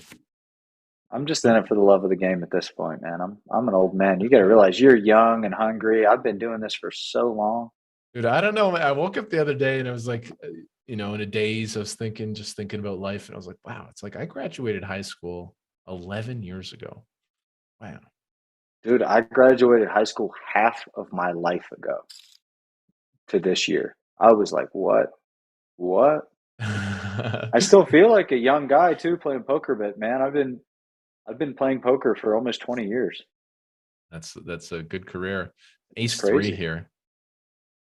Tell you what, Dario's made some nutted hands at this final table. He's just going to go for the slow play versus the chip leader. Well, it works out perfect, too. He gets the deuce of clubs. Alex has the 5 of clubs, so that's definitely a combo he's going to bluff the turn with, like, super aggressively.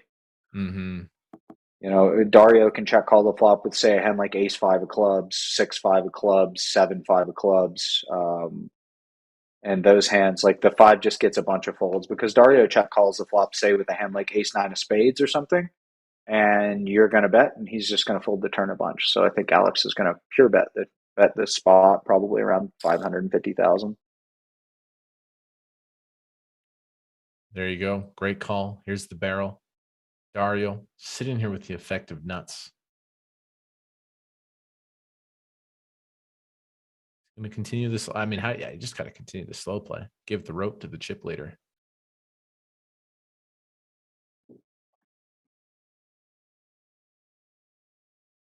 Been playing Yeah, poker I think so too. Yeah. You've been playing poker for 20 years, Jason. 20 years. Almost. Yeah, almost. Are you like, you know how Daniel Negreanu said, oh, wow, boat's up here. It's pretty sick. You know how Daniel says he's going to play till he's like 90. He's just never going to stop. Do you have similar feelings about the game?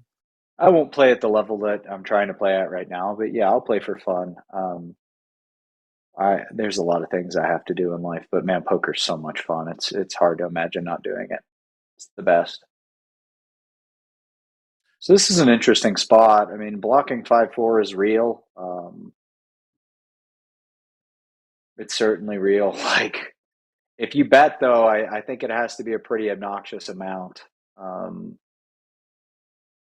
I don't, in this run out after it's gone check call, I don't even, do you even bet kings anymore? I don't think you do.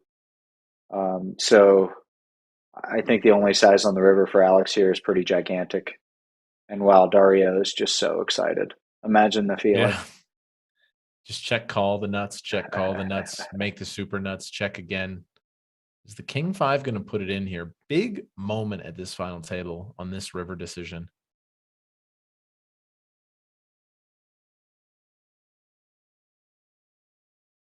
Is Alex shut down? There it is. All of it. Snap it in. We have a new chip leader. Dario, not too magical there. Just check called the nuts, and he got the chip leader to pile it in. Yeah, I mean, I think it's fine. You probably prefer to have the five of clubs on the turn and not have it on the river to put the money in with for the obvious reasons. But still, I get it. Totally get it. Guys asking, why did I shave my head? Bro, I have a 4-month-old baby. I just lost all my hair in 4 months. No, I just like shaving my head sometimes, man. It feels good. I can't say I've shared the same experience. Well, you have a beautiful set of hair, man. My hair is nowhere like it used to be. Believe me. Thank you. It takes a lot of work for my hair to look half decent. It's not as strong as it once was. I got the grays coming in. I think the volume of hair is going to remain strong the majority of my life, which is good. You know, I have some friends in their late 20s that are experiencing balding, and I do not pity them. You know, but yeah, it sucks, man. It sucks. I was really a hair guy. You know, I was a hair guy through my 20s. I'd grow it out, but you can't run from father time, brother. Never 3B says you look great, Jason. You can't run from father time, but it feels like you're trying to. Yeah, you do a lot of like. You have the sauna, you have the cold plunge, you do all that stuff. Like I don't know if anyone else in the poker world is as dialed into their own body and their own like mental state as you. Yeah, I think I'm going over 100 for sure. I just, I definitely put a ton of work into trying to stay young and feel young. And that includes like giving up on a lot of poker action that I used to take because I just want to feel good the next morning, you know? Well, Petra's got a real one, bro. Petra's got the premium.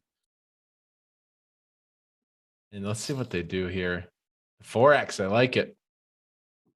Yeah, and Alex, I mean, you can't fault the guy if he's just like whatever and 3 bets and wow, great. I mean, I think at bare minimum, I would have flat called there at bare minimum. I mean, because we're streaming on a delay, but I think this whole card information has caught up with the players. I don't know if they're dialed into it or not, but I'm just shocked that the ace jack just escapes there after seeing some of Petra's previous 4X raises.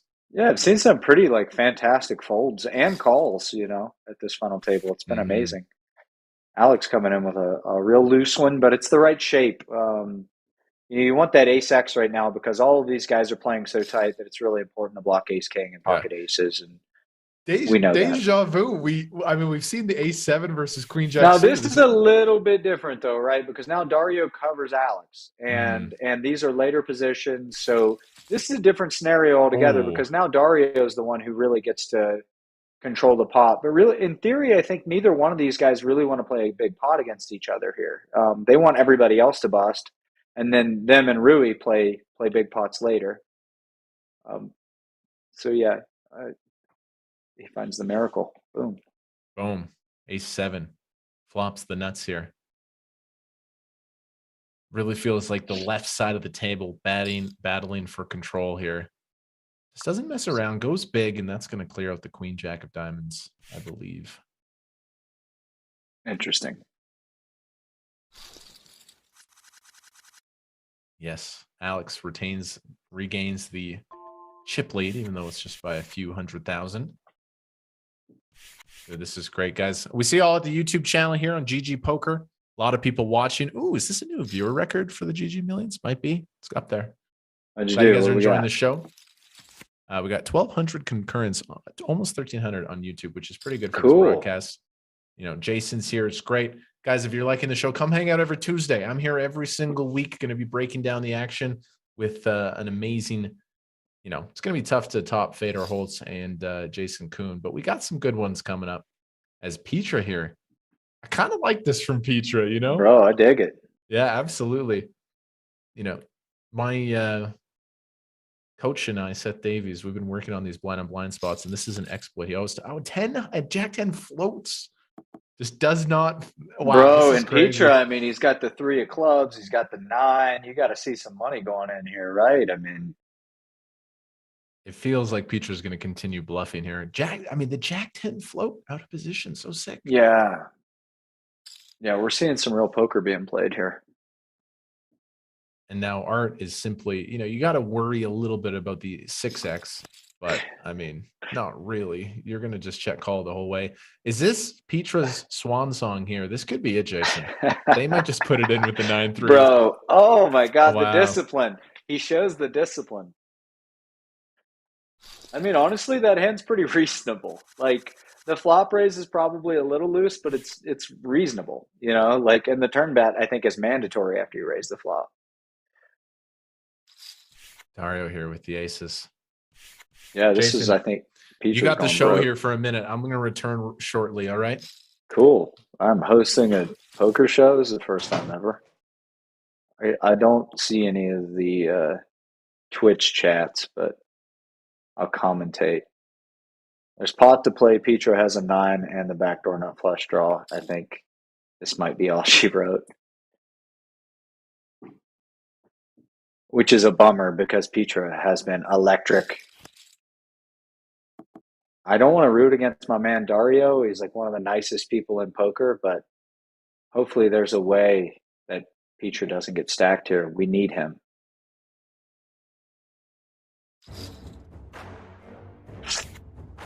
Wow, and he does fold.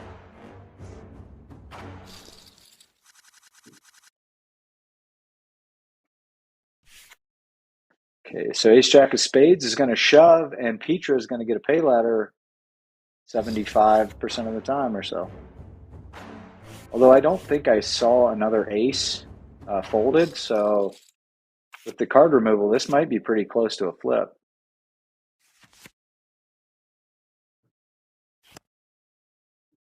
Not anymore.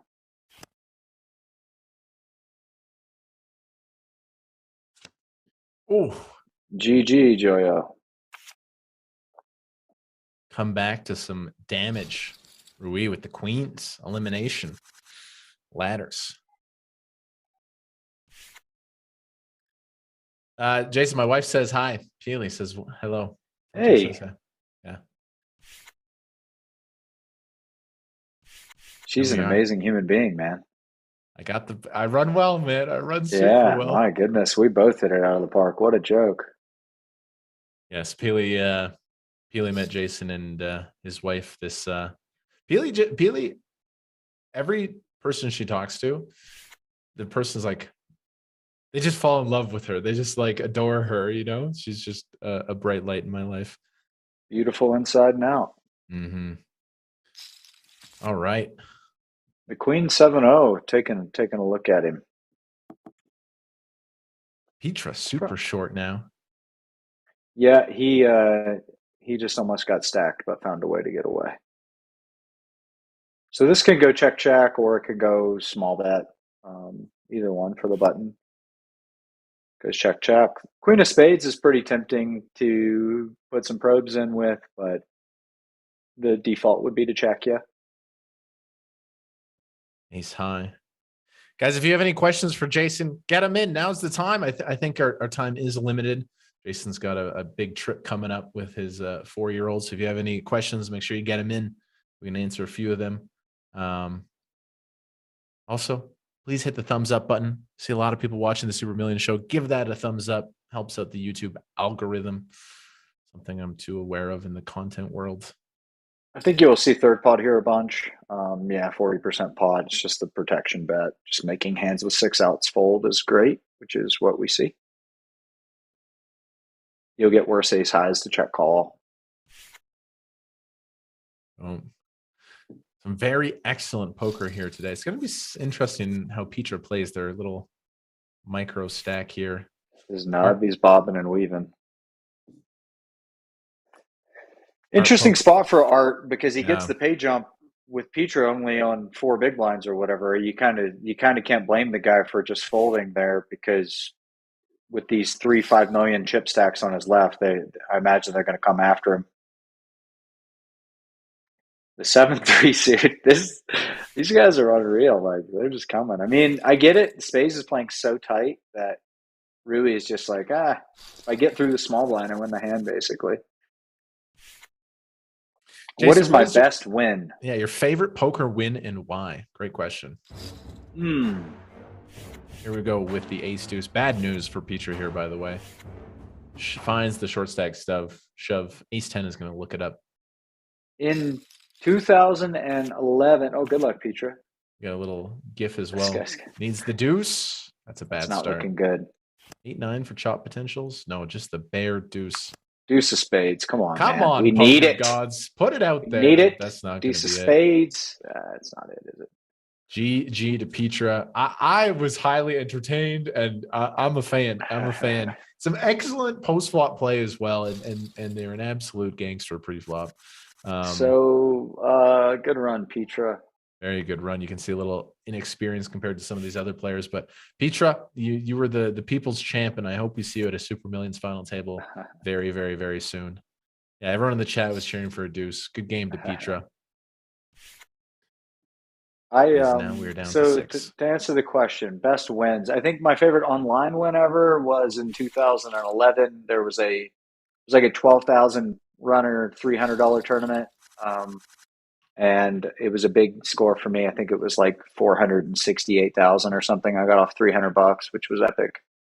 And in college, my first big win was I won the Sunday Storm, which was like an $11 tournament that had like 28,000 people in it. Somehow won that in college.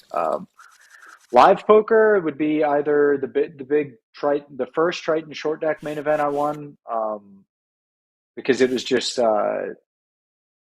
it was an unreal experience. Like, I'd been playing cash like all night the night before, basically played for like 50 some hours straight. And then it was like a $3.7 million score. So it was pretty epic. But I won this like Seminole Hard Rock tournament. It was a 5K 10 million or 5K 5 million guarantee. And I got heads up with Seth Davies, who's one of my best friends. So that was really cool to do that. Him and I chopped that. Hey, that's my poker coach. That's who's teaching me. There you go. I remember, I mean, as 9 deuce just turns the nut here. Pretty sick turn for a wee. And Jack 7's not going to escape either.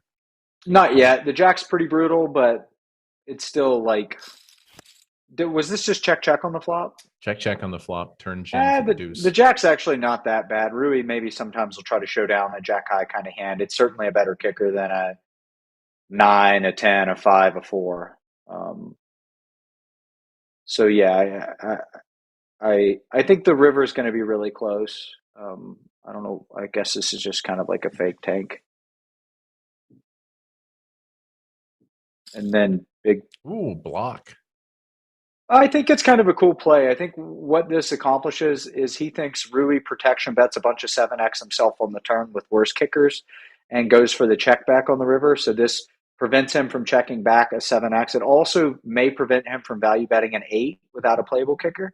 So it like accomplishes getting value from worse sevens and not getting raised by an 8, which is a pretty cool play. I think the logic is strong. Now, once he faces the really big size raise, I think it's very important to block trips or a straight. So a jack doesn't really do that. So I actually think he played that hand really well. Very good line. Yeah, Jason. When a couple years ago, I mean, this is just recent, but I think what happened was somehow you were on my stream, or you saw a clip from my stream where I was talking about ICM, and I think I butchered the concept. And then you cold reached out to me and said, "Hey, I saw you talking about this. Just so you know, this is how it works, and this is how you're thinking about it incorrectly." I always really appreciated that, man, because you didn't know who I was, and you reached out to me and like took that effort, and then we were chatting, and then you're like, you gave me an hour of free coaching just for no reason, and you don't know who I was. I was like, man, that really like always stuck with me. I really appreciated that because I was a complete stranger. And then after got that, great energy, and you're producing content for a lot of people to learn. I was happy to do that. I actually try to pull up poker streams whenever things are slow and just see who the talent is out there making content, because I know it's a hard job, and I think it's something as a poker community we should all support. It makes the game grow. Thanks, man. So that was awesome. That hour of free coaching was sick. And then I continued to pick your brain or whatever. And then that's how I met your good buddy, Seth Davies. And then I've been working with him for over a year and a half, and I've had incredible like results with him. And like, I feel like, he's showed me the path of actually how to get good at no limit hold'em. So bullish on it. Very, very bullish. So I always appreciated that. Of course. It's amazing. So we see 3-way action here. A pretty interesting overcall in the big blind, even though he's getting the price. It just seems kind of counterintuitive to the way that Spades has approached the final table up until this point. He's been really tight aggressive. And with the 2 chip leaders going raise call, I would have thought that he would have needed to be suited to peel this hand. I think Dario's play in the small blind is really good. The hand dominates a bunch of Rui's opens, and he doesn't want to play a big pot. They can just kind of check down a bunch, and he can just win with the raw equity of his hand. So I think that this is a good play. Dario has had such a wonderful final table. He's made a bunch of nutted hands, but his play is as sharp as ever. And we really see these 3 on the left side of the table sitting around 5 million, controlling the action. I mean, Art's still there. Spades has been a little tight. Pro-Beer's been Art shouldn't be in this thing either. Exactly. He's gotten away like a bunch. You got to give this guy props. He's had a couple of Houdini acts where he's a lot of lesser players would have gone broke, no doubt about it. This looks like Dario wants to play pretty cards. It's a fine play to make for chips.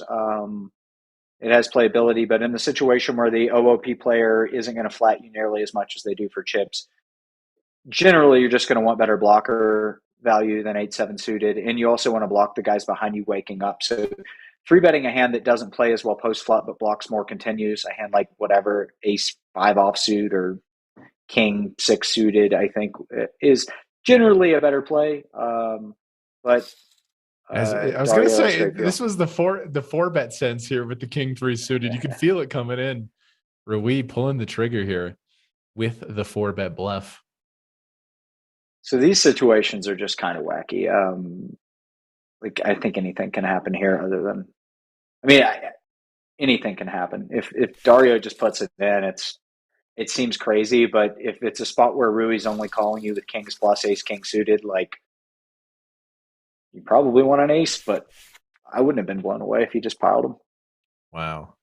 That was some fun 4-bet action there. Rui, the hero call earlier, the 4-bet there. Vamos. He's the chip leader. Brazil. Been around forever. Great player. Yeah. Ruin N on some other websites, I believe. Ruin F, I think. Ruin F, ruin. Recognizable. Brazil, very passionate poker country. Very, Yeah, very passionate. they love the game, man. Brazil and China probably love the game the most. Big collision course here, you guys. Ace King on the button versus Jacks in the big blind. Two I premiums. mean, King 9 suited in the small too. Like, certainly Mhm. could do. Wouldn't fault him for just shoving. Wouldn't fault him for 3-bet folding. Like it's King 9 suited. It's a pretty big hand, man. And they are the short stack now. You got to think this button open. Propier's been a little bit on the tighter side, I would say, compared to some of these other players, but the King 9 suited does go for the non-all and 3-bet here. Yeah, when you think about it, it's a pretty good combo for the job because it blocks some of the strongest stuff. And if you think that the button's being really tight, that means his bottom offsuit opens are probably the offsuit tens. So ace 10 off, king 10 off, queen 10 off, jack 10 off. So it's kind of nice to not have a 10 in your hand. You really want it more likely for this guy to just have the queen 10 off that folds to your 3-bet, right? So I think that this is a solver approved play, and you definitely can't fault the guy for doing it. And then, Yeah. my God, this is sick, actually. It's actually super sick for the Ace King after facing the 3-bet and Ace the King pile. off is really sick. Really, really sick. Wow. When you're starting the hand, you're just thinking you're so excited to raise, get it in, but actually not shocked to see the fold there. What do you think? I'm not either. What would you do with the Ace King there, Jason?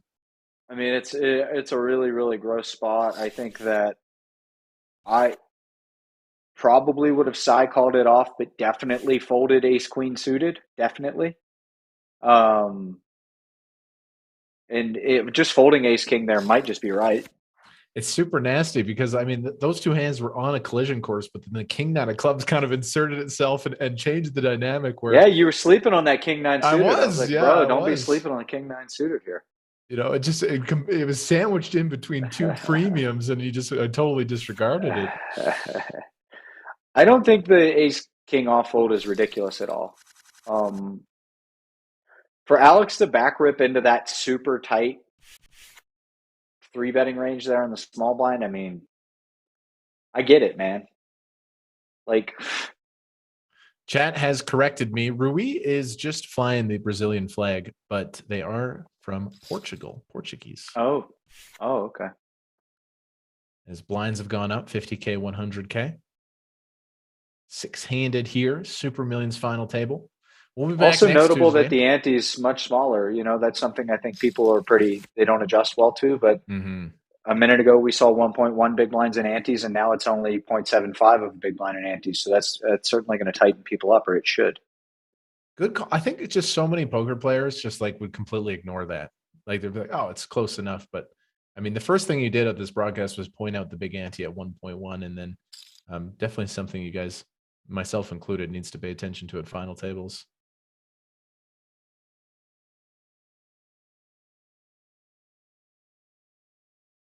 Chat reacting to that ace king off fold. Some people can't believe it. Some people understand it. It's certainly close. Without a doubt, it's close. So this is a spot, I think, on the turn where Alex actually has he doesn't barrel this hand all the time, but if you just see him bet the turn, I wouldn't be shocked. I think that you do just face a bunch of ace high, king high floats. So since he bets so small, the big blind is just going to call a hand like queen of spades 10, queen of spades jack, ace X, like ace high. So there it is. And I think that this is a really effective turn play that a lot of beginning players might be too equity driven. They might just think that they need a flush draw or a straight draw to bet. And when you really think about what continues against that small flop C bet, you're going to have to find turn bets like this. I think that that's good range awareness. And that's one thing Alex has shown at this table in the limp call pot earlier with the Jack 7. He took that really weird line, but I thought it was very range aware and sharp. And I think that turn barrel is very high level too. So I think you're looking at a very high level thinking poker player here. Great play from the 8-10 of diamonds. Oh, internet issues. The internet issues played a big part with that. He's only, at least he's got the King 7-0. It's not as bad. I mean, our poker picked up a ton of equity real life dollars with that earlier internet disconnect. Oh my God, I forget. Yeah, that was like butterfly Yeah, effect. He was out of here, what, like 80% of the time or for something. sure. He had jacks on 10-6 deuce. Alex had 10-6, and it was going to be GG, but Sick. he escaped the butterfly effect as Rui is now sitting out. We'll see if they wow. This is we're leading in entertainment the show and also leading in internet issues for sure. Never seen so many people DC at the final table. So that's pretty notable there. Space folded 9-7 suited from the big blind to the open, but a minute ago he peeled 7-6 off against a button raise small blind call. I think that's pretty counterintuitive. I think the 9-7 suited peel heads up is going to be more profitable than a 7-6 off peel three-way.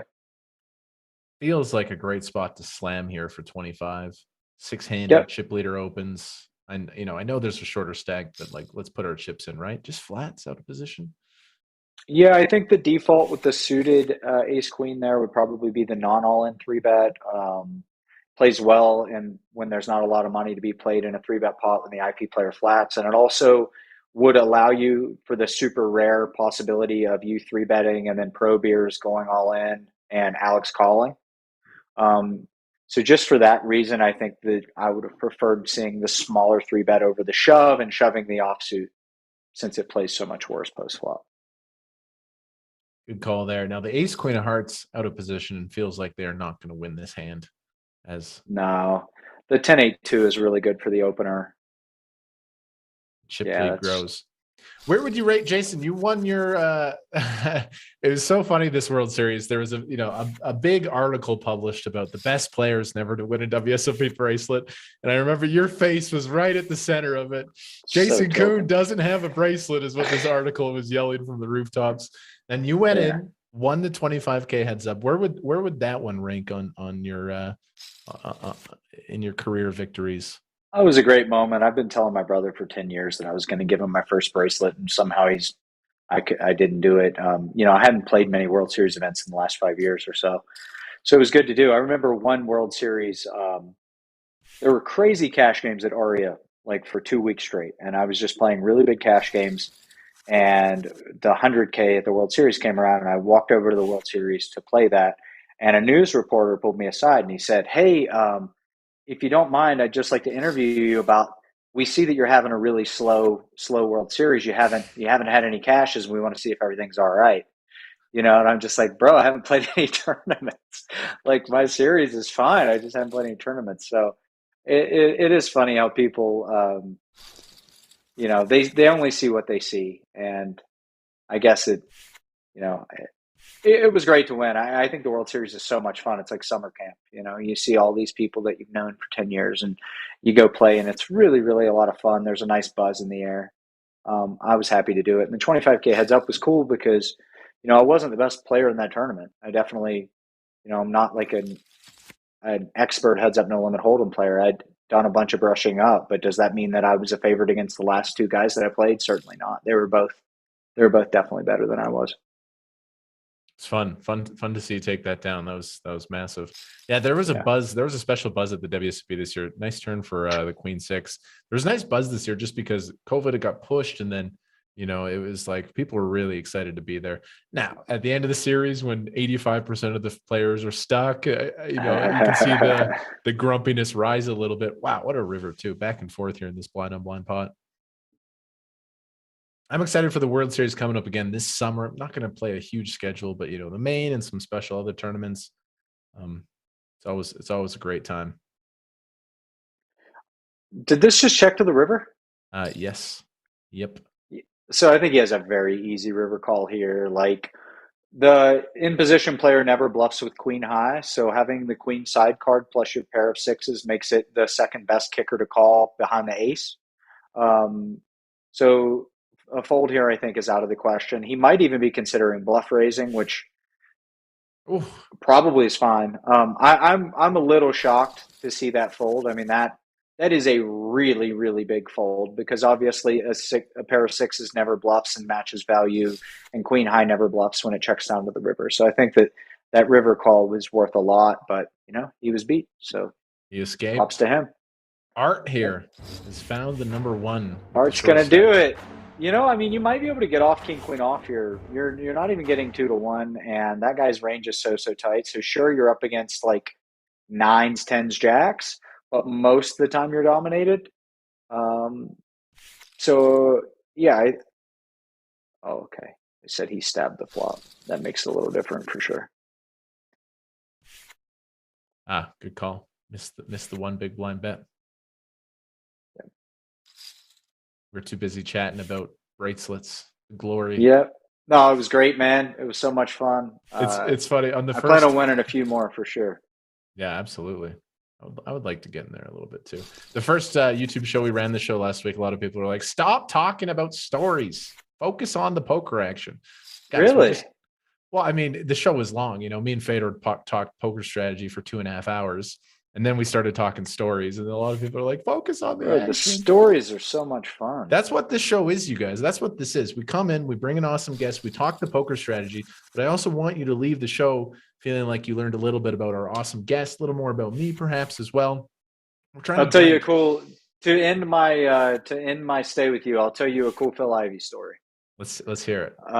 So the first short deck that I won, first big short deck tournament, the one I was talking about earlier, Phil Ivey was 3-handed with me in that, and another regular player, and I busted Phil like in a spot where whatever he got his money in good, I sucked out, and I look down at my phone and I see that he sent me a text, and I was like, "Uh-oh, this is probably not going to be great." And so I open up my phone and it just says, "Finish your breakfast."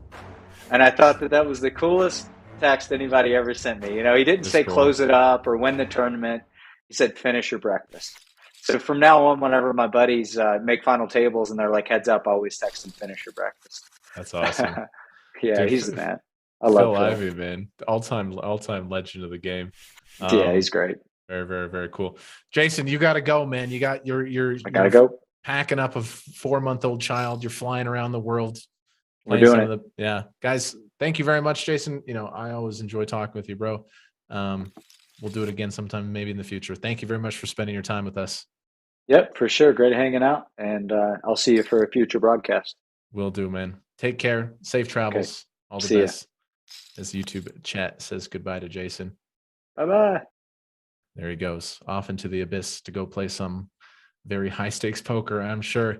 How great is that, man? It's so cool that we get to bring on guests like that and, chat with them, talk poker strat, hear these amazing stories. Phil Ivey, the GOAT, one of the all-time legends. G to Jason Koon, who has taken off. He's got a bunch of events coming up, I'm sure. The man lives a busy life, and here we are. Here we are, you guys. Just me and you. Through the duration, let's bring this puppy home as we have King High versus King High. Chat says, love you, Jason. Dropping the L-bomb. Strong word, but probably appropriate in this situation. All right, man. Rui battling. Samantino 5 million. Short stacks on the right side of the table. What a guess that was. I really enjoyed that, you guys. Next week, I don't know who we got next week. Who should we get? Tell me, chat. Who throw some names out there. I'm compiling a list of super millions guests that we want to bring on the show as the King Highs here are going to chop. Who would you like to see? Who would you get excited about? Some people off the top of my head, I'm thinking Phil Galfond, Phil Hellmuth. I would like Phil Locke, Maria Ho, Jason Somerville. These are a couple of people that come up to the top of my list when talking about guests, as we have a nasty collision here potentially. Ace queen off on the button, and Dario has the aces in the big blind. Daniel Negreanu, we got to get Daniel on. Limitless. Sprague is a Poker Stars guy. I don't know if he's going to join us on the GG table. Yeah, I'd love to talk to Phil Galfond. Seth Davies, would love to have him as well. Ben CB, another Poker Stars guy. Devoris, we got to get Devoris on here as well. Aces does come in with the 3-bet. And if you have ace queen here, it's just a lot of hand. It's just a lot of hand here. I am not sure what they're going to do with ace queen. Call feels meh. Shove feels meh. Just dealing with this big polarized range from the big blind. Does peel. Very understandable. And ace queen is going to escape without further damage here. As Dario, I imagine, is going to c-bet to a small size here. 420K, quarter pot. 450, something like that. Joe Ingram would be a good guest as well. Who knows what's going on with Joe Ingram? You know, a lot of people are like, there it is. There's the small bet, 25%. Glad I got this call right. It's going to be a little harder breaking down these hands without Jason Koon. Ace Queen, no club, just folding, I imagine. I mean, Alex here in position is going to have so many hands with a club to continue. This feels like they're thinking about it. Mike Matiso. I would like to talk with Mike Matiso. I always enjoy Mike Matiso and his Twitter ramblings. There's lots of good guests. I mean, hey, every Tuesday I'm going to be here, you guys. Make this your stop every Tuesday. Come hang out. Come hang out with me and poker guests. As Alex really in the tank here. I understand he's facing this range from the big blind, which, oh, wow, this is creative and not going to work. Kind of makes sense. You know, he's attacking some of the polarized air balls that Samantino can have, but I mean, this is not going to work as Dario is loving life. I think Dario is just going to proceed with a call. We have aces with the ace of clubs. Not really any need to re-raise. This is a creative find. Obviously, this is not going to work. I kind of get it, though. I kind of get what Alex is going for here. Now, this is a huge pot. 4.2 million in the middle.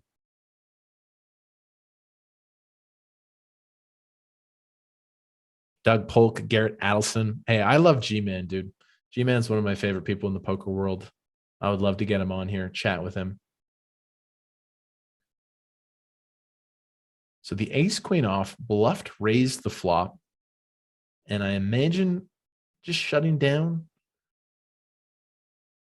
They're actually stone dead versus Dario's exact hand.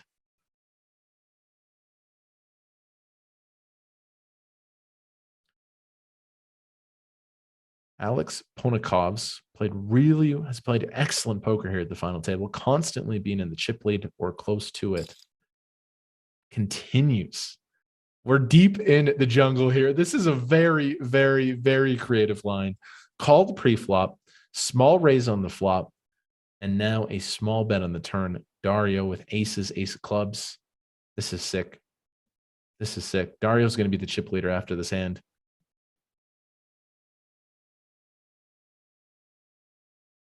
I can see this working versus a lot of stuff. 9 on the river. I thought the ace queen was going to give up on the turn. So, you know, but this is a wild, wild poker hand. Biggest pot of the final table, I believe.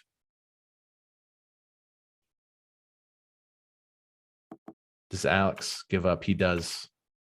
Dario is your new chip leader. What a fun hand there. Creative bluff from the ace queen off. Just bad timing against the aces, but you got to give him credit for the creativity. Is it 8 million is your current chip leader? What's the buy-in for this tournament? Buy-in is 10K. This is 10K. Yeah, exactly. Notice that Alex has king 5 off one time. That's what he was going for with that ace queen off. He was really attacking that polarized range. Dario should have some hands like king 6 off, king 7 off, 3-betting from the big blind. He was trying to attack those. He said, never. I love it. I love it. Hey, Nicole, JP, Adam, all chilling in the chat.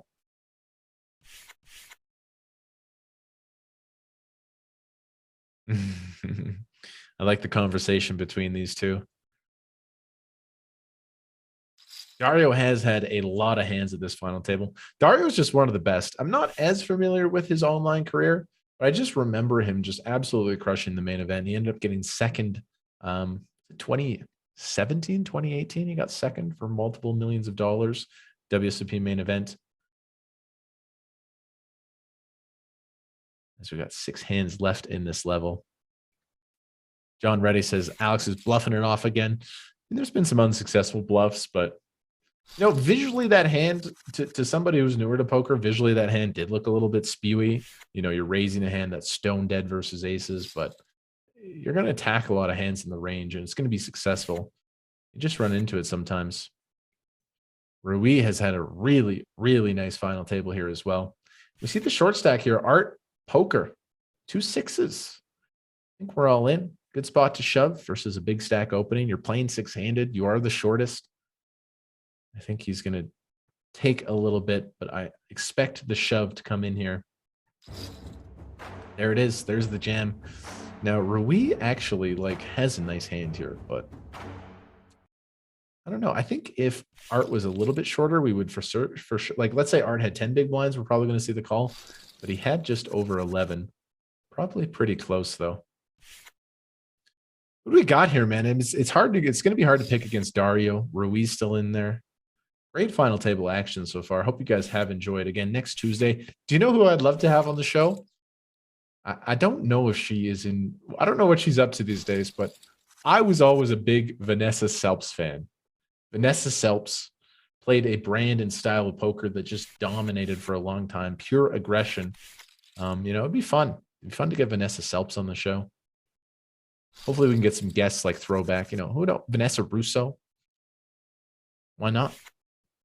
Don't think she's playing much poker these days, but Andrew Nemi. Yeah, these are all good ideas. Alex Smith says, bring on Arter on the show. Shout out to Arter, one of Online Poker's best. He won the Super Millions last week when Fedor and I were covering the show. As the chip leader continues to pick up a lot of hands here. Ace King off in the small blind. And Art tries to get a raise in here, but that's not going to work.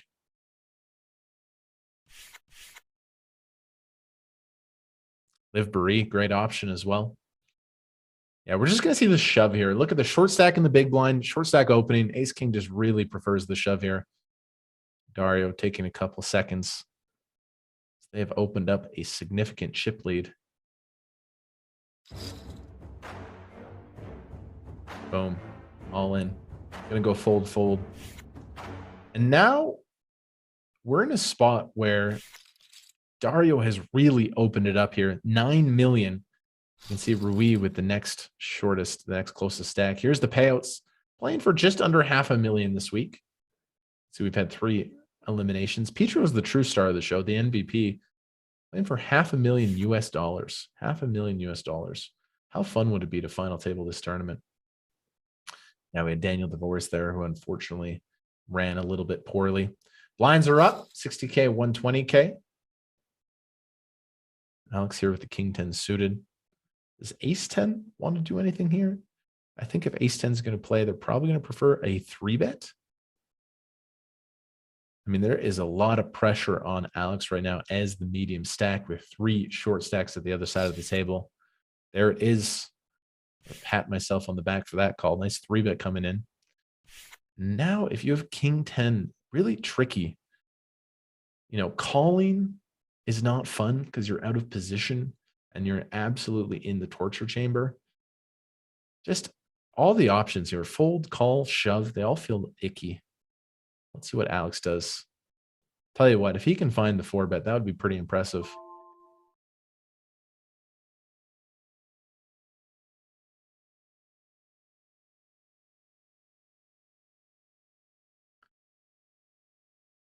Thinking about it.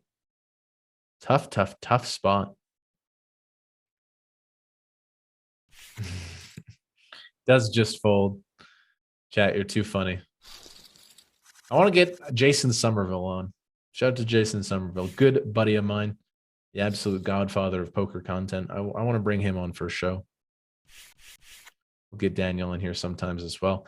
Really feels like Dario and Rui battling for the title here. Let's see, though. Can any of the short stacks pick up some hands here? We have Space. Space has done a good job laddering. They've definitely been one of the tighter players at the table. You can see that little number beside him there. That is their VPIP, their VPIP. Just folds King 10 suited. That's the second time they've just mucked King 10 suited. Second time they have passed on that spot. I think we're just going to see an all-in from Art. Queen 7 suited, blind on blind, less than 10 bigs, very standard stuff. Okay, 3 short stacks. We have a very equal, the table is split. We got the short stacks on the right side, the big boys on the left. Where's Jason Koon? Jason had to take off. Jason had a time restriction today. To be fair, it's a, it's a long show. He gave us over 2 hours plus of great content. As we have ace-3 of diamonds here. And find the raise, pocket fives now, 10 big blinds. Tell you what, these small pairs are just not that exciting at the final table. I found that when you shove and you want that fold equity, you really want ace-x suited. Small pairs don't do as well. Let's see what Art does here, though, with the pocket fives. We know it would be a good spot, as this cutoff open is a non-nutted hand. Art's played really well off the short stack. They have gotten away. Nice fold there as well. I think in general, obviously we can see the ace-3 would have mucked, but I mean, you're shoving 6s, 7s, 5s to fold. It's close, very close. And this is interesting. What a flop for the big stack. 6-5 of clubs, top pair gut shot. Huge, huge, huge, huge flop for the big blind player here.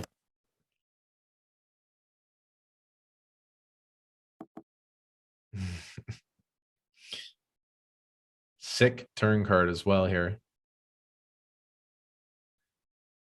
Forever Praying says, Kevin, Tony G would come on the show, abuse you, and then leave. Call everyone a nit. Tony G's, dude, he's playing, you know, I don't know if he'd come on the show. He's playing $1 million pots on his crypto poker sites. Do you guys see that pot? There's a screenshot that went viral on Twitter Poker. So we see a bet and a call. Ace-3 here on the river is the best of it. There was a screenshot that went viral in the poker Twitter community where Tony G won, I believe, a $7.7 million pot, which is just, it's tough to think about that amount of money in one poker hand. Nice pickup for ace-3 of diamonds. Here we are, six-handed.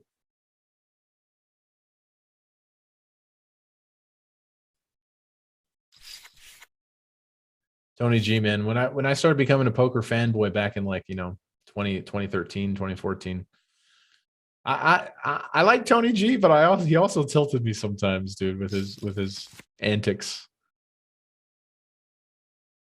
Pocket tens. Okay, Dario completely whiffs here.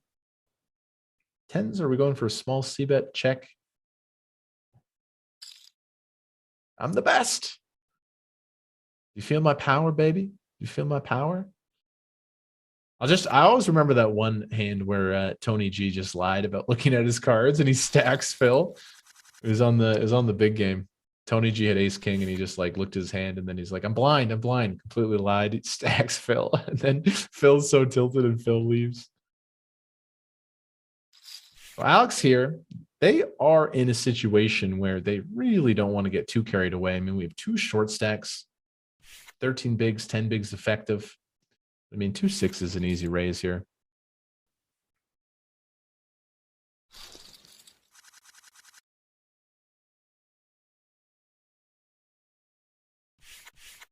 Jack 10 suited. Doesn't get better than that. Now, does the chip leader get after it with the suited king? No, doesn't even think about it. So many highlights from Tony G. Him abusing Makita was probably the best. I haven't seen that one. I remember when he got mad at Phil. And I remember when he got mad at Andrew Roble as well, because Andrew Roble was tanking. I remember those hands. I don't remember him battling with Makita. Dario really opening it up here. He knows that these players on the right have played a little bit tighter. Finds a really light raise with the 4 deuce of clubs. Chat, who do you got here? Who do you got? A couple of people in the chat say Ruiz is going to win. I'm going to take Dario. I think Dario's got this, man. He's running well. He's made some really good decisions. Now, Jack 8, wow, goes check, check. Very strong turn card for Art, who's playing the short stack here. This is interesting. Is Dario now going to play his 4 high flush draw aggressively on this Jack turn? Because they're just not that deep. There's 630K in the middle. Art has about 1.5x pot. Check, check again. Now, if Art checks, we know Dario would bluff with 4 high. Can he find it? Does he make a smallish value bet? Very interesting poker here. These spots are just so... The game is deeper than you originally think. we can see that this would be a great time for Art to check and use Jack 8 as a bluff catcher. But they go for a big size, and I think that is it.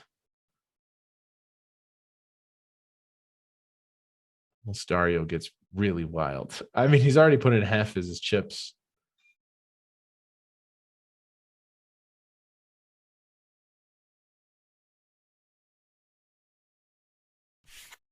Yeah, that's it.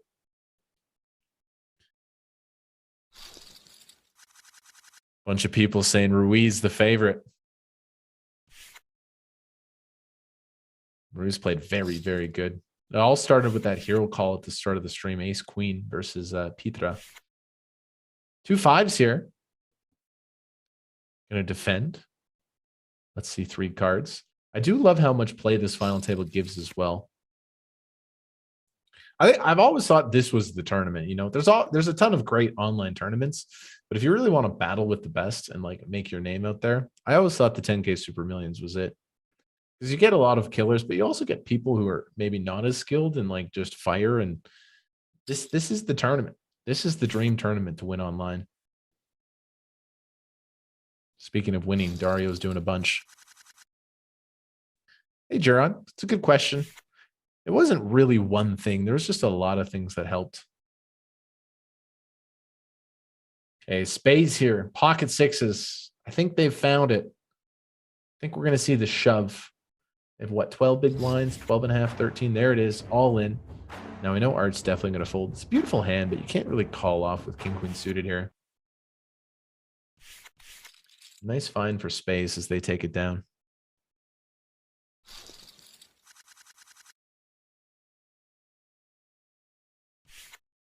Ooh, this could be a little bit of trouble for Dario. Pocket eights in the big blind.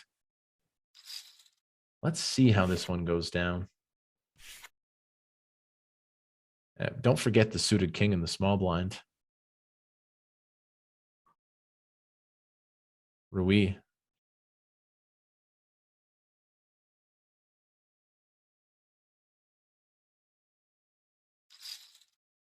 There it is. The suited king, man. People love the 3-bets with the suited king. Now, Dario's in a weird spot with eights. He might just muck, actually, after a raise and a 3-bet. Like, none of the options feel great. Cold 4-betting? Yeah. Yeah, he just does fold. Now, if we have 2 jacks, there's 2 shorter stacks. This is the hand to put in, right? Just put it in pre. Started the hand with 22 bigs. You know, this Rui guy's super aggressive. If he has it, it's like kind of unlucky. Feels like we're all in. There it is. Piles. Nice find. Robier's been a little tight in spots, but I mean, they've navigated. They're top 6. They find the shove there. Survival also very important at these final tables. Speaking of survival, I mean, Art is the survival king of this final table. There's multiple moments where I thought he was going to go broke, and they escaped. Sitting here with 11 big blinds. Hey, Mart, why you not play this tournament? I played this tournament 2 times, I think. Just hard, man. It's just hard. 10K is a lot of money, dude. I can't just fire 10K bullets into these things all willy-nilly. Maybe in a couple of years we can get to that point, but nah, dude. My average buy-in is like $160, something around there. I'll shot take once in a while, but I can't fire this thing every week. Ravana says, I gotta say, I love the all-in dramatic music. Hey, GG Poker software. It's the best. Look at this. Queen 10 of clubs. Spades. You always want to slow play the aces, but from the small blind, it's tricky. I think what we've seen from spades, they're just going to shove here. There it is, the all-in. Dario's going to be sad. It sucks folding a suited Broadway pre-flop, but you got to do it.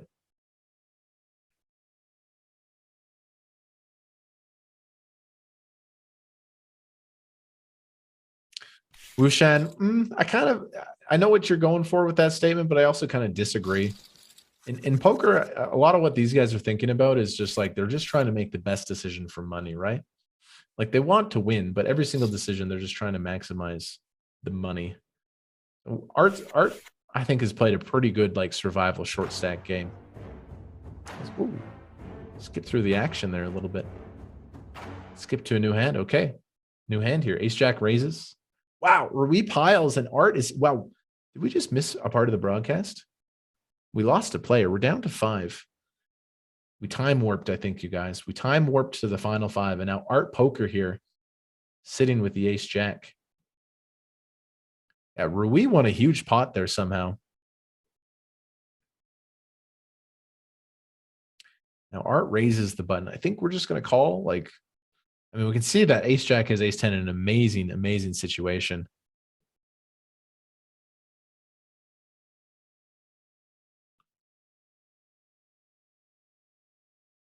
I want production team. What happened there? We just time warped. We skipped some action. You know, the thing glitched, and here we are at the final 5. What happened? We don't know. Don't know.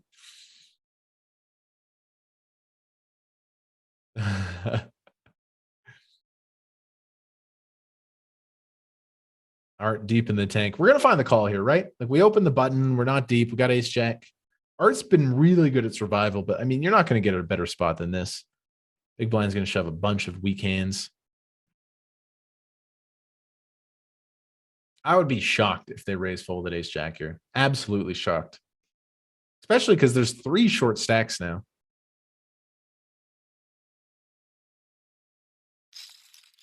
There it is. Raise call. They got it in good. Just has to fade a 10. Korean poker. Oh, chop outs. 8-3 is a chop. 10 is a loss. King is safe. King is safe. Yeah, Rui probably a little bit surprised that Ace Jack took that long to call. Art Poker is doing it. They are really doing it.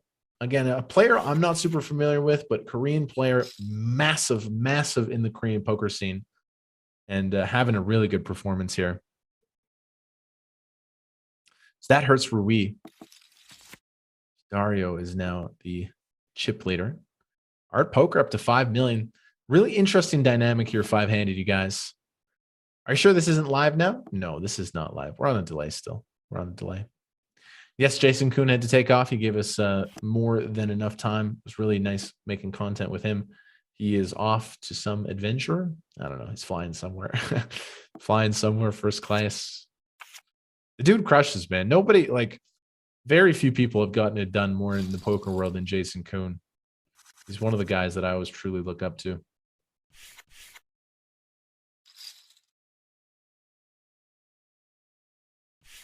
Yes, that is the Hong Kong flag, but I believe we have information that he is Korean.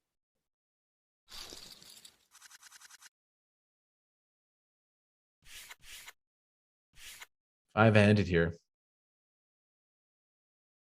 Dario folds 4-6 in the button. Easy shove here for spades. An easy all-in. Gonna work.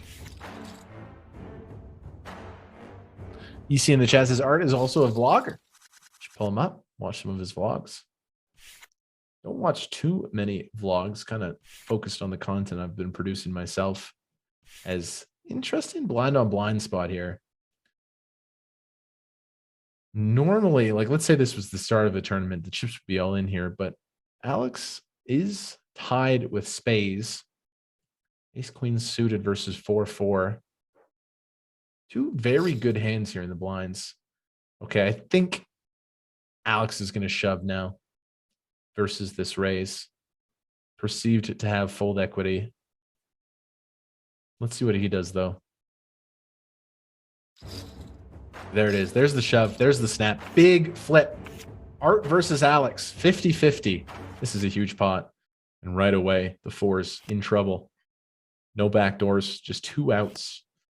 I thought Alex played a bit. Well, not over yet. The 4? No, the deuce. Good game to Alex. 5th place. I thought they played excellent, excellent, excellent poker. A couple hands just didn't go their way. Good game. Great player. And look at Art Poker. Making moves up to 7 million. That was a huge, huge flip. We're 4-handed. We got 1 chip leader. 2 stacks. I mean, Rui and Art both have heaps, and then the short stack with spades.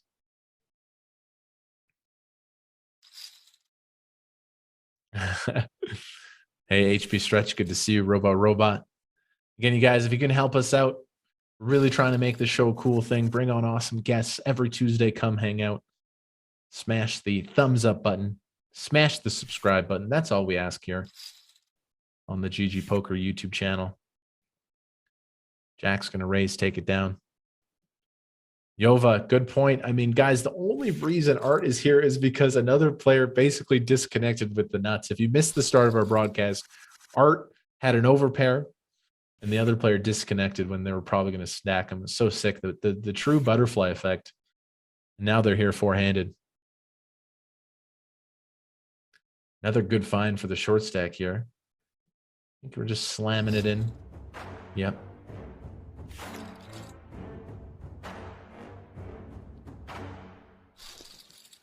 Man, how good was Jason Koon as the guest, dude? I knew when we had him booked, it was just like, you know, it's impossible for the content to struggle with him. Thought process, life stories, all that stuff. Now, these two are the similar stacks here. We're going to see the blinds go up in two hands. Who's going to be our champion here?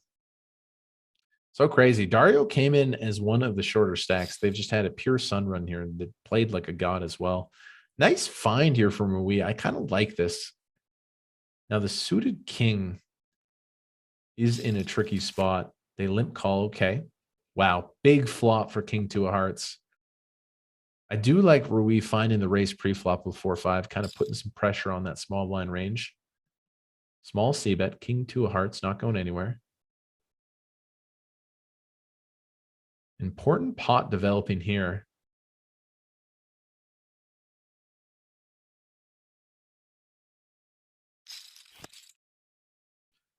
And that is the flush. I don't think the 4-5 off is going to get too crazy here without a heart. I've been wrong before. What does Rui do? Yeah, it feels like a give up spot. You just know when Art check calls, that 10 is going to do pretty well with a lot of his range. Goes check, check. Rui could represent a jack here on the river if Art finds the check. I don't think Art's going to find the check. I think they're going to go for value.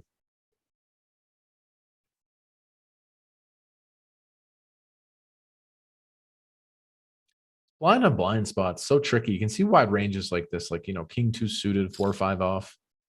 Yeah, it just goes big. That's it. Nice hand.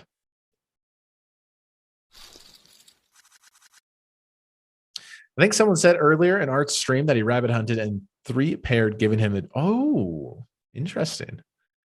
Interesting. Somebody says that disconnect, it actually would have gone the way of Art poker. Very interesting. Last hand in level 36, ace queen. Space has been tight, but they have been effective with the hands they've found off the short stack. Shove, take it down. Here we go. Four-handed, blinds going up. This is crazy. That Art poker is here with 7.5 million. Big increase in the blinds. 100K small blind, 200K big blind. Honestly, Dario might just rip this. Decides to limp. Wouldn't have been shocked to see a shove there, actually. Another pot for the short stack. First place prize, just a little under $500,000 this week. Sometimes it gets bigger, sometimes it gets smaller. When a special series is going on, first place is usually over $1 million in this tournament. Today it is $500,000.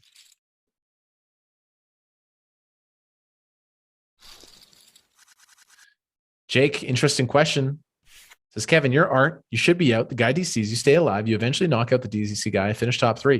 Do you give the DC guy a kickback of money? Absolutely not. No. Dude, if the guy's internet drops out and you benefit from it, it's like, it's just what happens. No, you don't owe him anything. You don't owe him anything.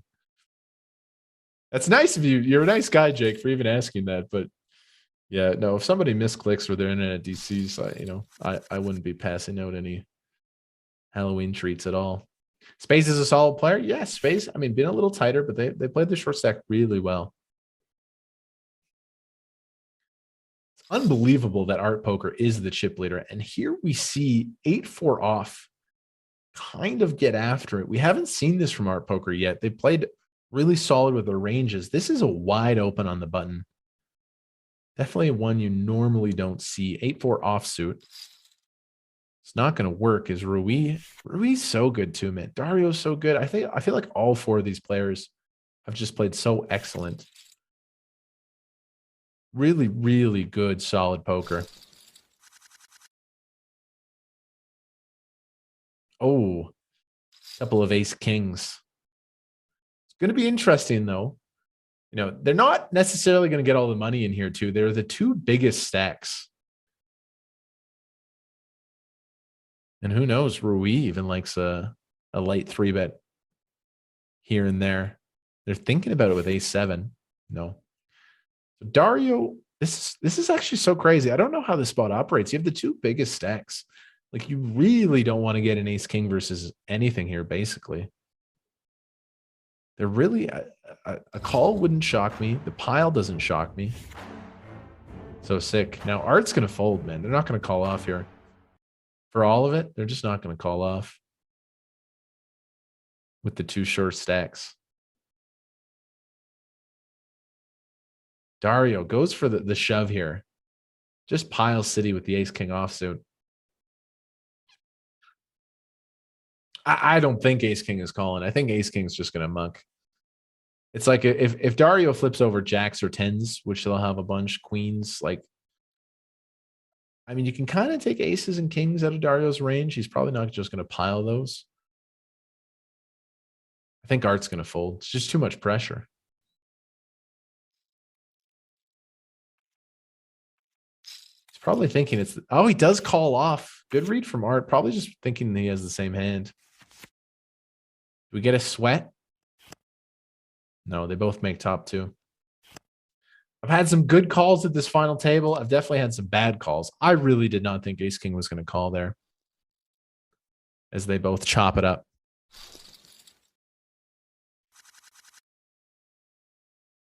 I feel like I'm actually just shocked ace-king calls there. If Dario flips over like queens, jacks, you're just hating life. But I mean, Art probably just thought it was ace-king. What's kind of an ace-king feeling to that shove? All in a fold here. Good to see you guys. I think this is, again, I think we're on close to a viewer record here in the GG Millions. Every Tuesday, feel free to come hang out. I'll be here with a variety of poker guests. Jay Koon today did not disappoint. We're also seeing some great action at this final table. We're going to see some interesting hands before it's all said and done. Look at that big pile of cash they're playing for. I always like the graphic at the GG final table. You see that big pile of cash close to Dario and spades.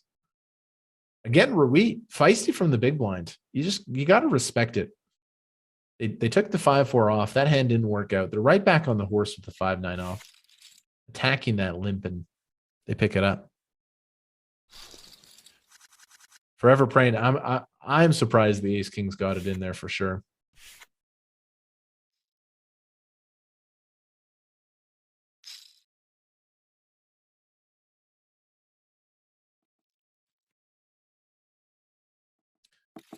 Blind on blind battle.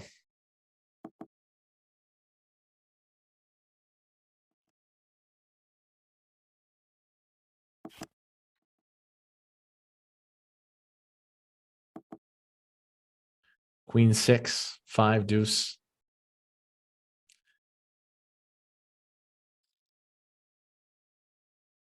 Sounds good. I love the solo Kmart commentary, by the way. Just realized he's doing it alone. It's amazing. I didn't even notice. Super engaging. Thanks, man. I appreciate that. I appreciate that a lot. Thank you very much. These guys are too rich to care about ICM. Some of them might be, man. Some of them might be. That's one thing I've always like, you know, it's curious when you get to a final table. It's like, you know, knowing everybody's net worth is actually a huge advantage because some people just don't care. Some people are rich playing for the win and some people are just trying to play for money.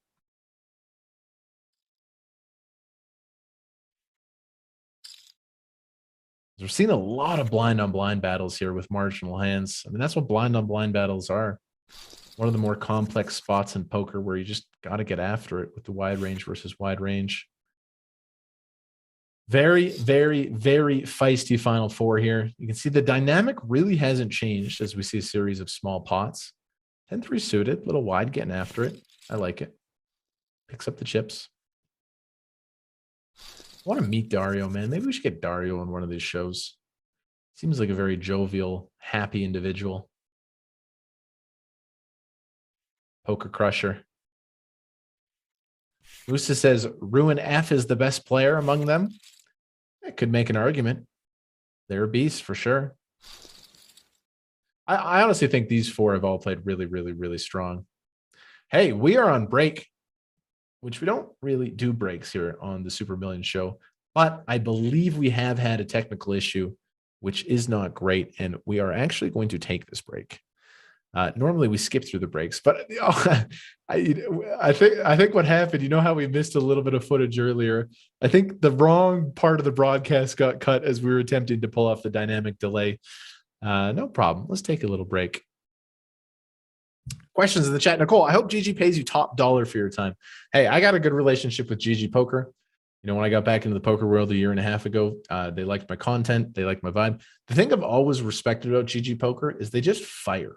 They just fire. And sometimes they miss, but they just are willing to fire. And they're shooting for the moon in everything they do. So, yeah, we have a good relationship. Hey, Triple JJ, appreciate that. Okay, so we have a technical issue. I'm just going to sit with you guys here and talk through the break. Yeah, that's what happened. We missed that little bit of content earlier where somebody busted and we didn't get to notice. No problem. This is our second show ever. We're figuring things out. You know, we're just trying to bring the best show to you guys. The dynamic delay, we have messed it up here, but it's all good. It's all good. YG Plus says, let's go Korean art poker. Hey, can I pull up? You know, I wonder if I can pull up his vlog. People are saying that art poker is a Korean vlogger. Let's see. Let's see. There he is. Art Poker TV, GG Poker Winnings. There he is, Korean player, superstar. People love this guy. People love this guy in the Korean poker scene. I can see why. He's played really strong at this final table. GG Poker Winnings, 1.6 million. A little bit less experience in the Super Millions. But yeah, I mean, I think we'll see more of this guy in the poker world. I want to pull up his vlog account. Let's see what we got here. Art Poker. Let's see. There he is. This is him. I don't think I can share my screen with you guys. 5K subs on YouTube. Makes a bunch of videos. I respect the guys that put in the content, you know. I really respect it. Poker's tough. You know, it's tough to succeed in this industry. A lot of people are trying to do it.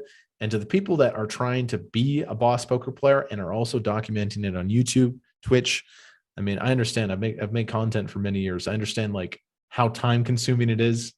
And you also just like open yourself up to unbelievable amounts of criticism, you know. So I respect it. Shout out to Art Poker, making poker vlogs. Korean superstar. Adam says, shout out to GG Poker. It's the only app I can play from Indonesia. I love GG Poker. Hey, me as well. Here we go. Look at that style. Look at that flair. Look how good he looks. I believe that's a picture from the main event. Maybe it's not. Maybe he just always has the what are the kids calling it now? Dario's got a good drip, right? Isn't that the terminology when you look good? What a crusher. I love that blazer too. GG Poker winnings, 8.8 million. Super Millions winning, out 2.1. What a beast. What a beast. Let's see if he can close it out here today. Mr. Dario Samantino. No more Roddy and Nanonoko. Not for the time being. Again, shout out to Rotterdam and Nanonoko. They carried the show. I thought they always did a wonderful job on these broadcasts. I just wanted to switch it up. I had a lot of their, oh, here we go with Rui. Another crusher, man. Another crusher. Just played so well.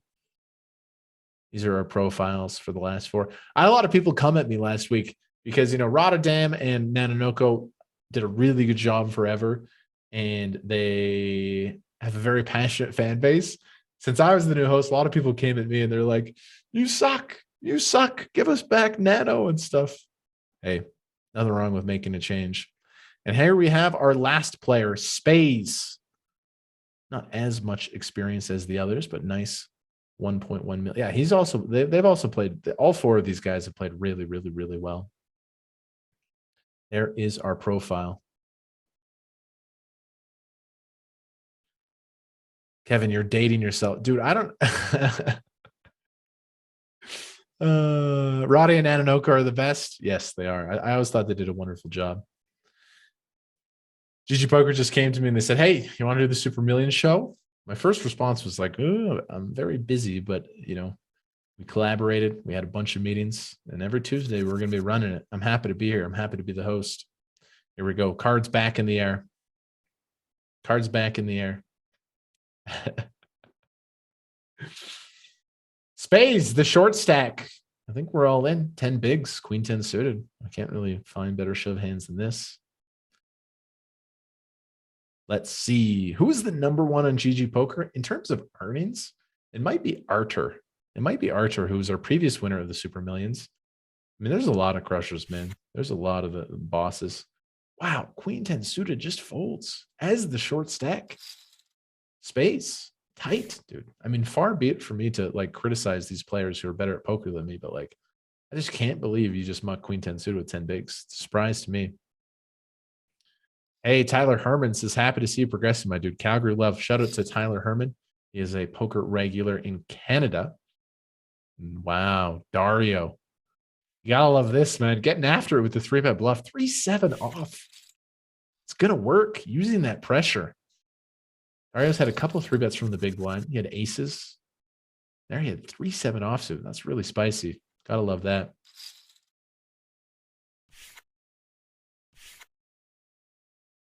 As the chip leader using that stack. What does Spades do here with the ace-6 off?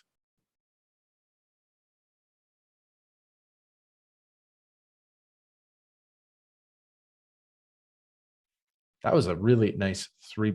You can debate the hand selection, like 3-7 offsuit, but it was a nice spot.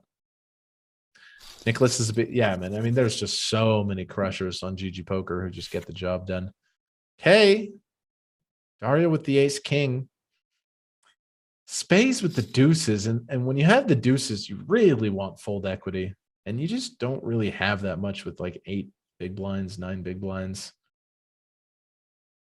I would fold this one. I would have shoved the queen 10 of diamonds for sure, but I would fold this one. Yeah, I'd fold that one. I just still can't believe Spades fold the queen 10 of diamonds as the shortest stack. Now, how wide does Dario start going? And this is a good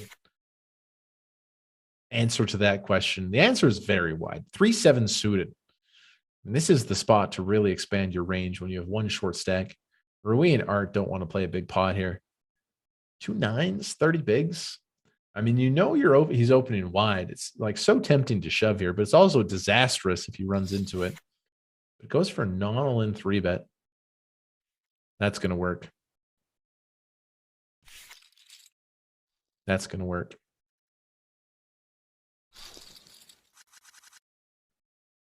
The presence, Spades is going to put this one in right now with 8 bigs. Interesting hand here. Ace 10 of diamonds on the button. What do we do? A couple of good hands behind as well.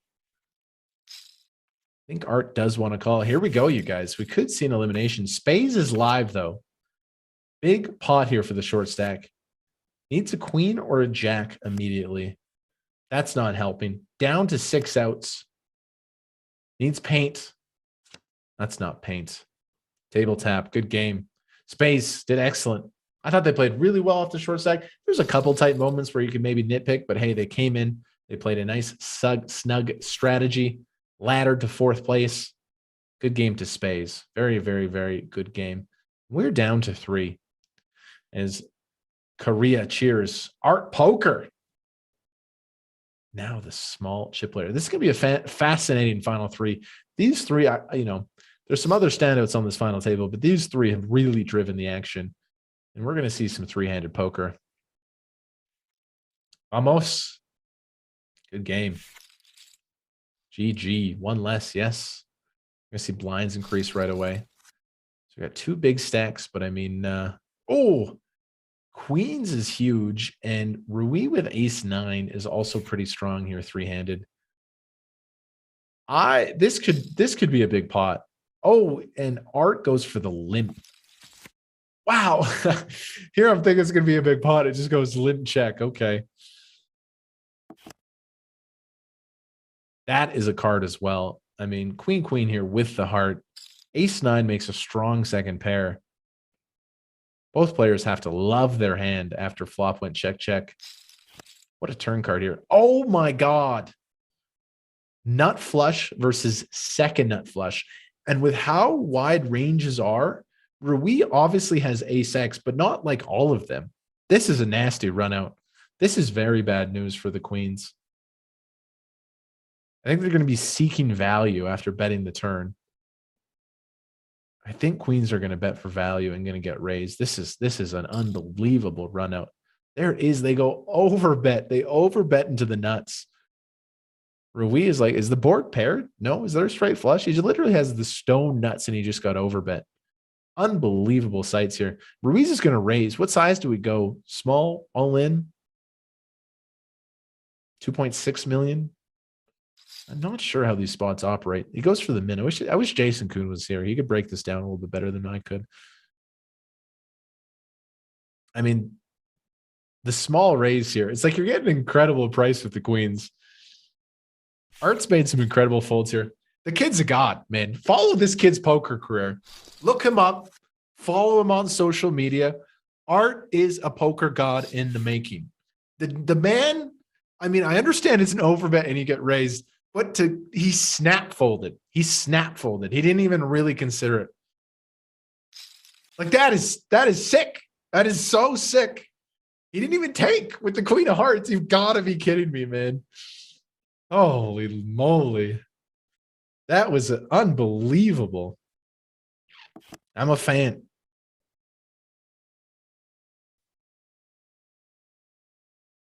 Yeah, chat's reacting just as I was. Just at the speed he folded as well. Oh, nasty. Dario hands the nuts here.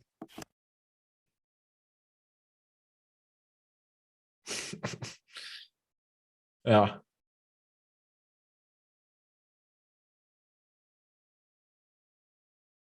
That was super sick. Hey, Paula, Jason was here for over 2 hours. He had to dip, though. Now just queen high here. As Dario has big bet the straight. Queen high thinking about a hero call, perhaps?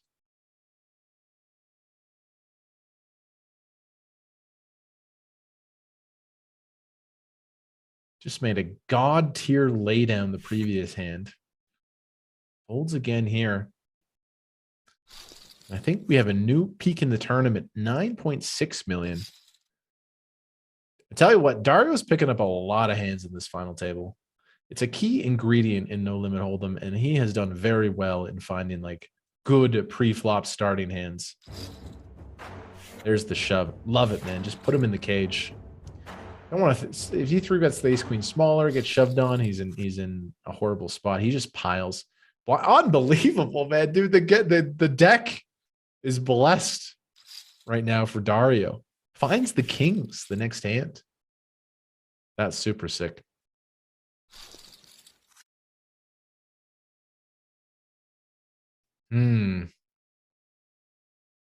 Deuces and ace king. Very interesting three-handed action here, you guys. If you're enjoying the show, smash that thumbs up button. We'll be back next Tuesday. Don't know who we're gonna get as a guest, but we'll get a good one. We'll bring someone. I mean, we just said Fedor and Jason. We'll get another good one. Lines up and Dario with the chip lead. Art Poker, the shorts. I mean, I've just been so impressed with Art Poker. It's crazy just to bet and then like not just fold, but like basically snap fold the second nuts is incredibly impressive. Same hand here, 10-8 versus 10-8. I believe Dario is going to win this one though.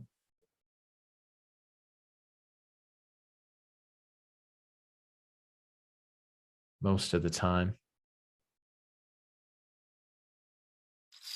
But you never know. Wow. Bet and a raise. 10-8 offsuit. No back doors. It's a very nice play. It's a very nice play.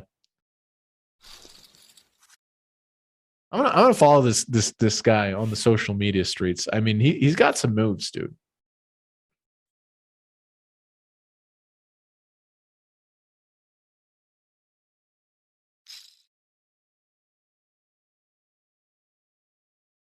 No, these two are pretty close.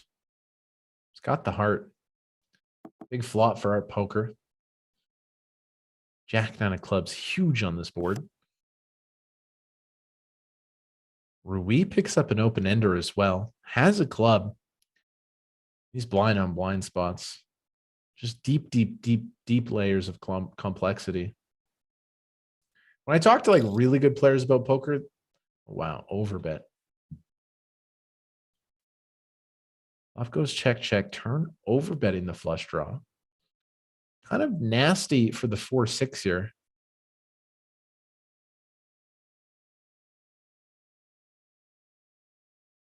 For Rui. Tell you what, these guys are playing some cards, man. Ladies and gentlemen, these guys are finding some moves now here. Unbelievable. Overbet raise with the 4-6. Now, what does Art do? Flop just went check, check, and we have an explosive pot developing here on the turn. Can Art find it? Can he find the 3-bet? Overbet raise. Strong lines by both of these players.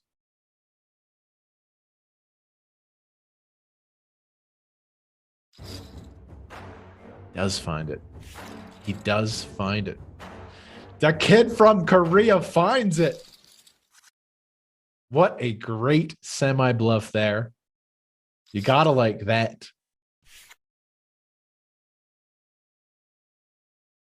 Just puts a smile on my face as a fan of the game. I mean, it's a great find. It's a great find.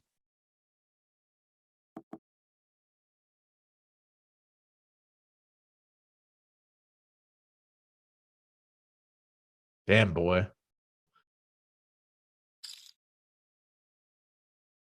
Kudos to this guy. He's making some godlike plays, no doubt about it. Steel balls. He's no fear there. No fear. Now Dario with the slight lead. Art just slightly behind in Rui. Rui's always dangerous. He still has 22 big blinds. We're seeing some warriors go at it here three-handed. Another blind on blind spot. Limp check. Ooh, both hands kind of connecting here. 6-5, middle pair club. Dario got to like his hand as well. He is over. Wow.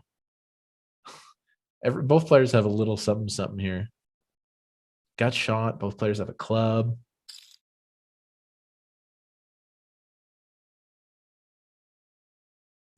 Great entertainment here on a Tuesday afternoon. We're about to see a new chip leader here, ladies and gentlemen. Feels like Dario has a bluff candidate as well. 1.4 million in the middle. Goes for a block bluff, targeting queen high, king high. Now I think Art is going to find a raise here. Blind on blind, you get to raise thinner, especially with this small block and bet. You can kind of eliminate, you know, a bunch of full houses, flushes. Art's going to raise here for value, I think. Not too big. 1.1 million. He does go big. I got the raise right. Size incorrect. He goes massive. Pumps it up to 2 million. And that's going to be all. We have a new chip leader from short stack to the biggest stack. Art Poker TV, 10 million, leading the way here.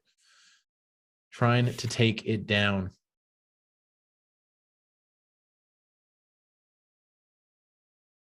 Very nice final table. Yeah, it's been a very, very, very interesting one for sure.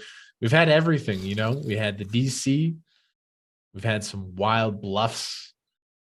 It's fulfilled my heart here as a poker viewer. It really has. Queen 5 suited, raising the button. Now Art Poker with the lead. We're going to see him open up a little bit more even. Defend from 7-4 off. Bottom of the range defend.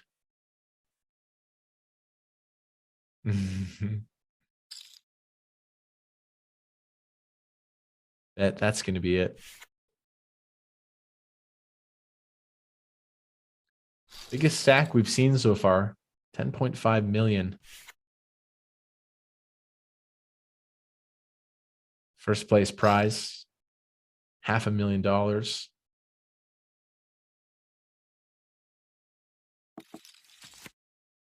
Somebody in the chat says, Art is not a good player. He's just playing bingo. Sir, I recommend LASIK eye surgery because you obviously haven't been aware of what's going on the last couple hours here. Thankfully, we live in a society where you can fix your eyesight. You can help the blind. Because you obviously haven't seen anything he's done. He's playing like a god, dude. What are you talking about, man?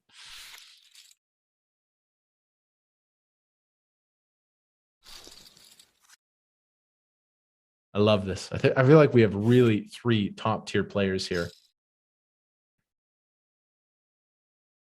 Ace King suited in the small blind. Goes for the trap. Wow, that is a nutted. This is interesting. Ace King of spades versus Jack 4 of clubs. This is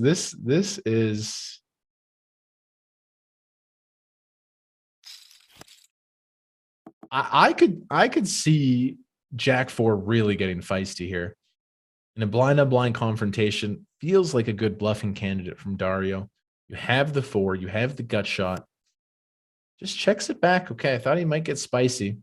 Ace King high, the best hand here with ace high.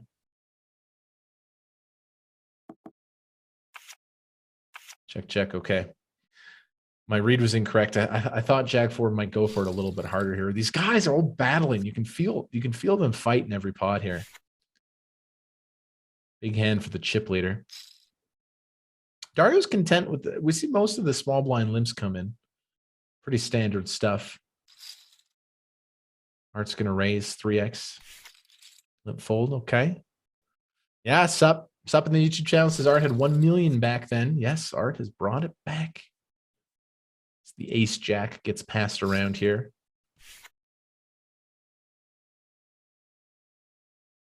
You don't want to count out Rui either.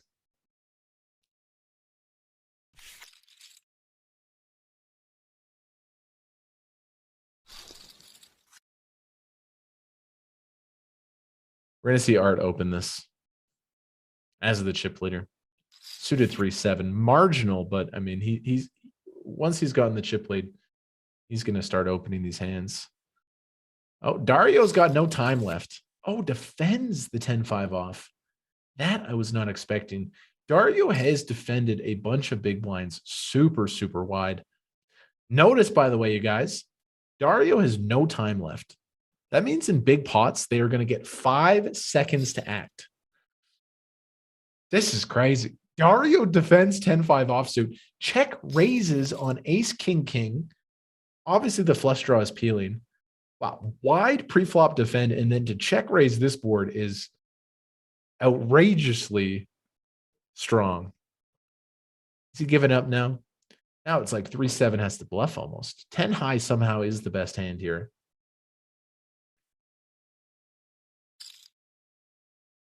That's it. It's done. This hand's over.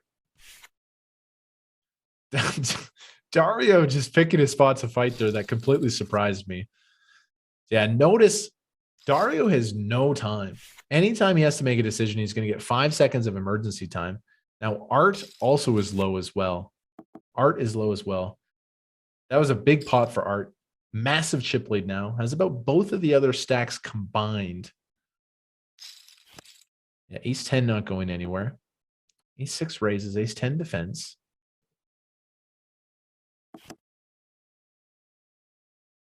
Wow, ace 10 high has the best of it. I think it's going to go check here on this river. Don't really see Rui using this one as a bluff. I've been surprised before, but there it is. Check. Ace 10. 10 does play. And Art feels like a bit of a masterclass getting put on here. Up to 13 million. And they are in complete control. Like, he can just shove hands like this without really thinking about it. Easy pile here versus the short stack. Ace 4 off. Doesn't pile. Goes for a raise. Also a good option. I thought we might have just seen the all in there. Wow. Rui shoves the 9-6 and gets a fold. That, I mean, nice call from Rui using that fold equity. 9-6 of spades.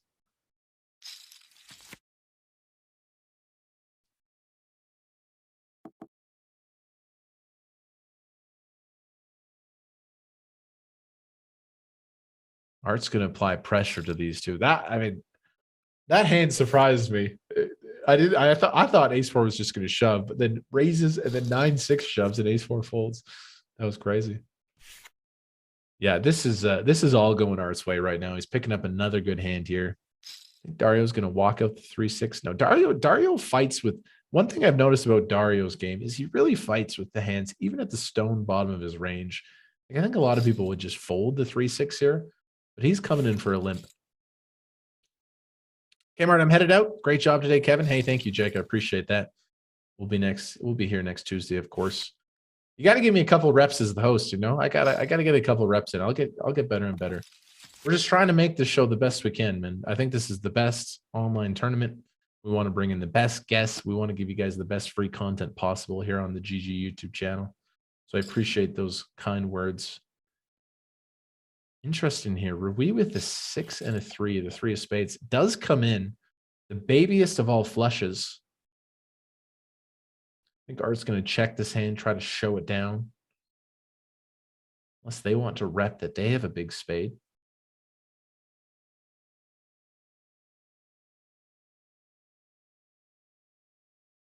Rui does find a nice river card here.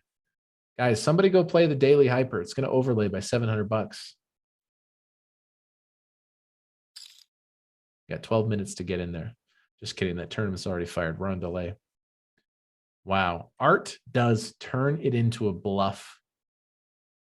Overbets here, representing some sort of king of spades, ace of spades. This is crazy. This is crazy. Turns the 8-7 into a bluff. Rui now thinking about what they want to do with their baby flush. They have the best hand. We can see it. For some reason, this is a pretty convincing bet by Art Poker. I'm torn here. Could see the call, could see the fold. Honestly, it could go either way.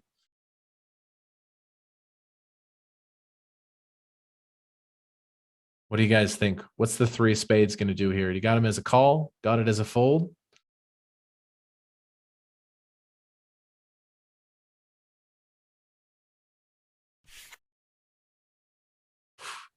The kid wins, man. The kid wins. He taunts him. Bluffs him and taunts him. I mean, not many players are going to win there. They're just going to check lose to the flush, but that is a nasty bluff. Nasty, nasty, nasty. Props.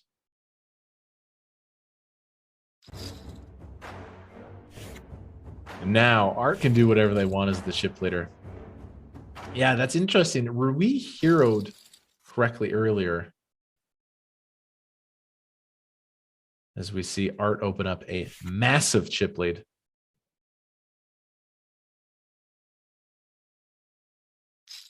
Queen 8 here. Thought it couldn't get better than last week, but you and Jason are fabulous. Fabulous content. Hey, appreciate that a lot. As both players have found a pair here. Ooh, trip 8s for Art Poker. Just going to seek value here, I think, with a bigger turn bet. Yeah, it is. He's really found the overbets here. King deuce in a miserable spot. You hate just to yield against the chip leader who's been playing so feisty. That is a Hollywood river card, a James Bond-esque 2 of diamonds here. That is sick. What a sick river for King Deuce to improve. You improve when you're drawing dead, one of the worst feelings in poker. He makes the worst full house, and Art just puts it in.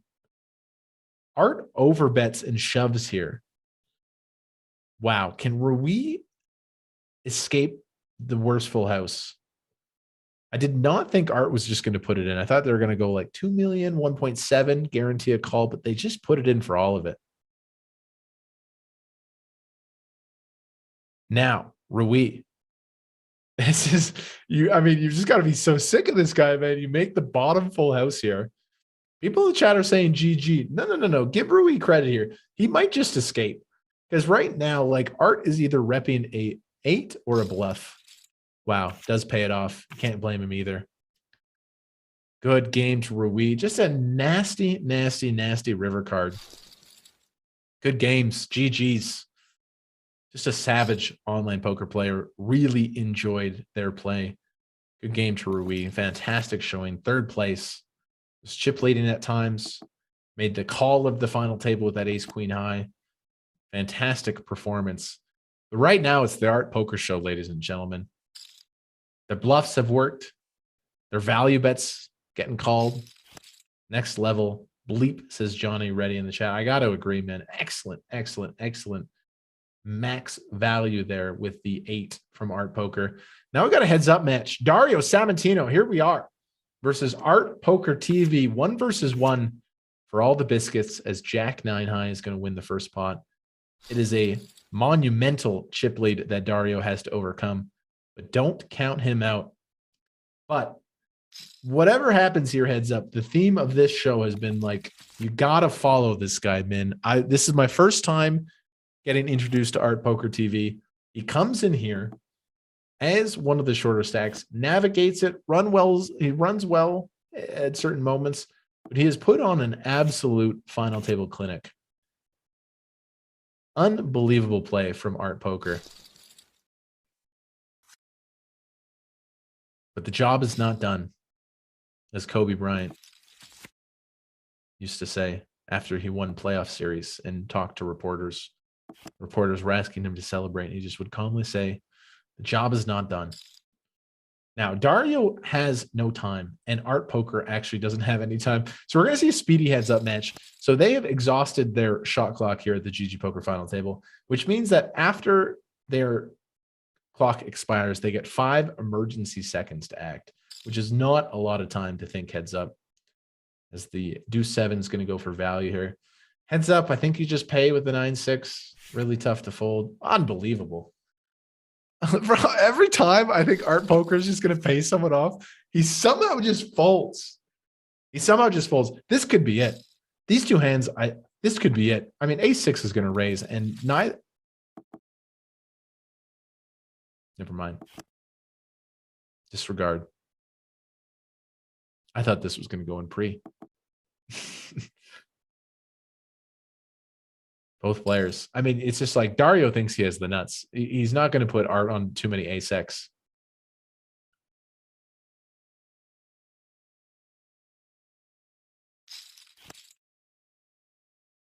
That's a river card. What a hand this is. What a hand this is.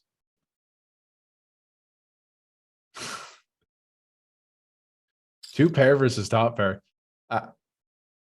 This is going to be expensive.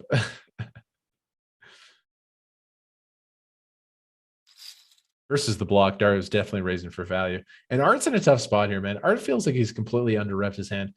Art hasn't paid off a single player. I believe he could easily call here, though, right? The guy is a god at not giving his opponents. In that spot, when you almost have no ace-X, and you just, like, again, escape for the minimum.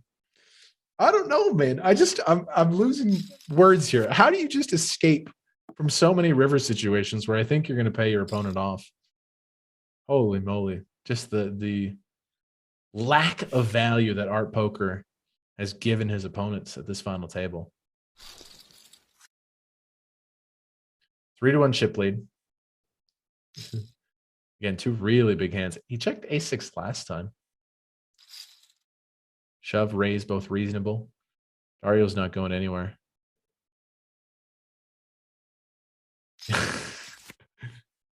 Oh. Is Dario going to bring this back here? Heads up. Huge flop for Dario. Just limps, calls the raise, flops top pair. The absolute nuts here, heads up. This could be the pot that Dario needs to get back in contention here. Both these players have locked up 375,000. It's about 125K heads up match here.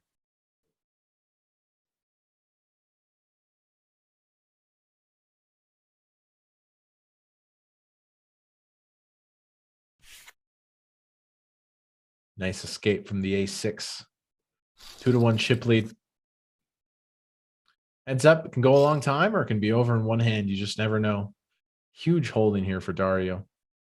King Queen heads up just looks like aces. It really does.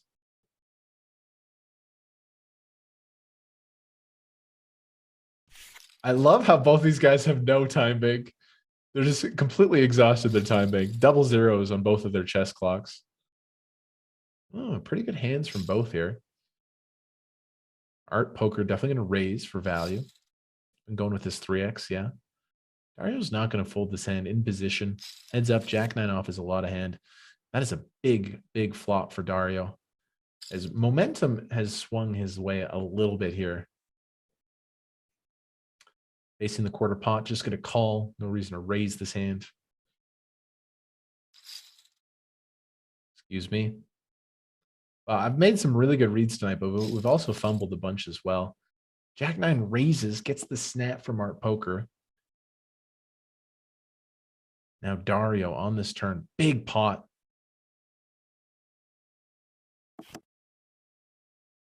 Checks back. He's going to love that river card. Art might think ace high is good here. There's a chance. What size does Dario go with his full house? He knows it's the nuts. And he knows his opponent probably has ace high. Just over half pot. Yeah, Art Poker snaps it off. Just the way that hand played out, it really felt like for once in his life, Art pays his opponent off. It's like the first time in 4 or 5 hours of play or whatever. And that's a big swing.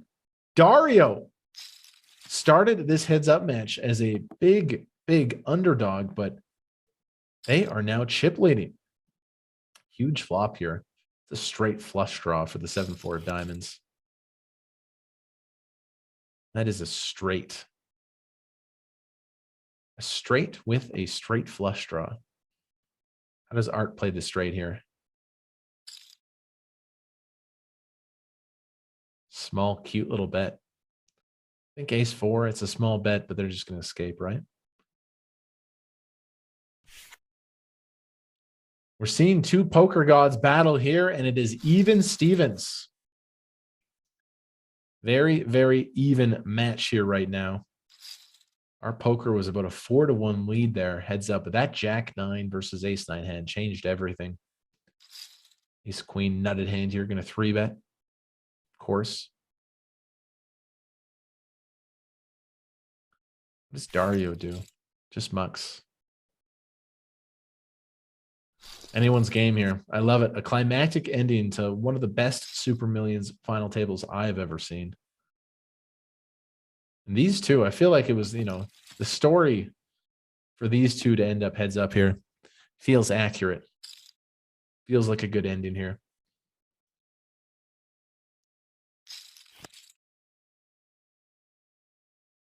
Nice turn for Art. The Jack.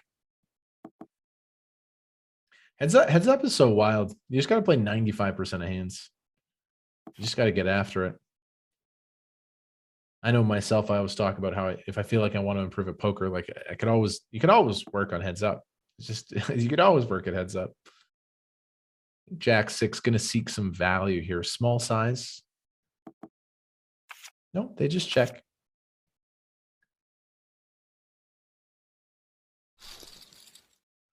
Yeah, both players have locked up 375.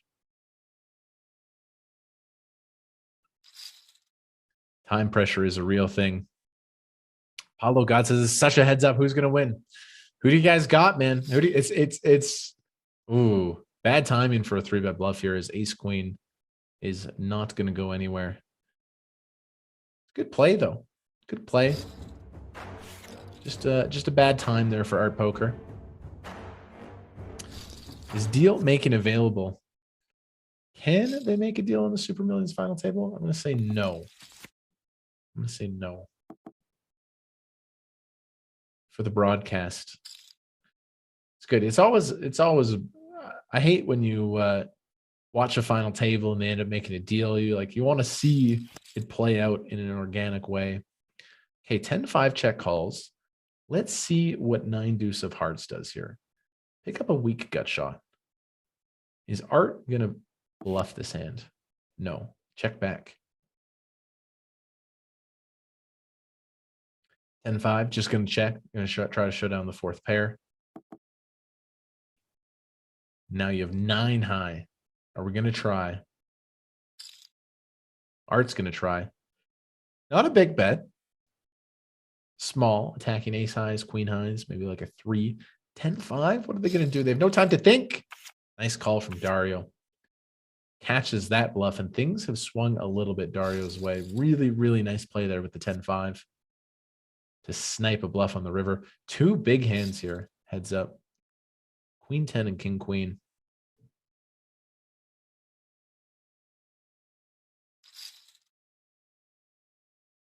Yeah, queen 10's not going to fold to this 3-bet. It's not a huge 3-bet. It's 3x. Queen 10's going to call. Here we go. Oh, my goodness. Tell you what, Art has been getting out flopped a lot here in this heads-up match. A couple of times they had the best hand, and they just get out flopped. It's a little unlucky. Dario going to peel here versus this bet. Or go with the small raise. Kind of similar to that other hand we saw heads up. Now, what does Art do with king queen facing the small raise? Does peel. Tell you what, this could be all of it, man. This could be the hand. 8 million in the middle. Dario checks back, and Art has made the straight. Art has made the straight. They shove. Dario loved the flop. The board has gotten super nasty. Calls! Art Poker gets paid off, and they are right back where we started this heads-up match with the massive chip lead. When it was all going Dario's way, Art hits the river, gets the max value from Queen 10. I bet you Dario wishes they had more time bank, but an unbelievable hand there. Swings it back to a 4-1 chip lead. It's like they have no time bank. These are big pots. They don't get to think about it. They just don't get to think about it. Dario just had to go with his read there. He had a nice queen blocker, paid it off with the queen 10. Oh, big swing. Yeah, is that Korean in the chat? Is that what that is? I know the Korean poker fans cheering for their boy Art Poker, who looks to be on the brink of victory. Dario's not going to give it up without a fight, though. Art Poker, top 2. Just decides to lead.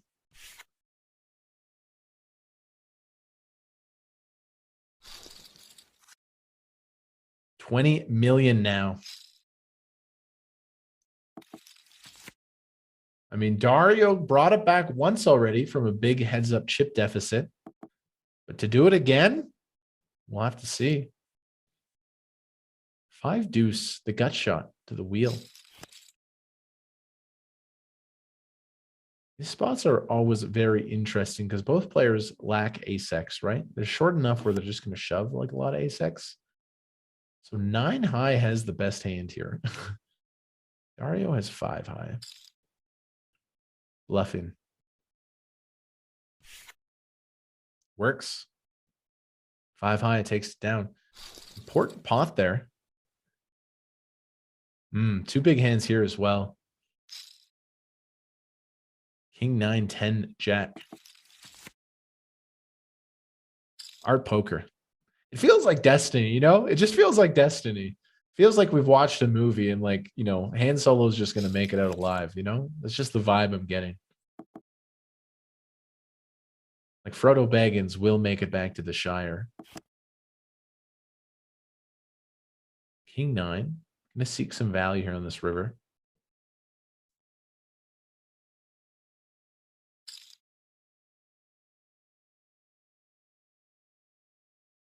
Cute. Small bet.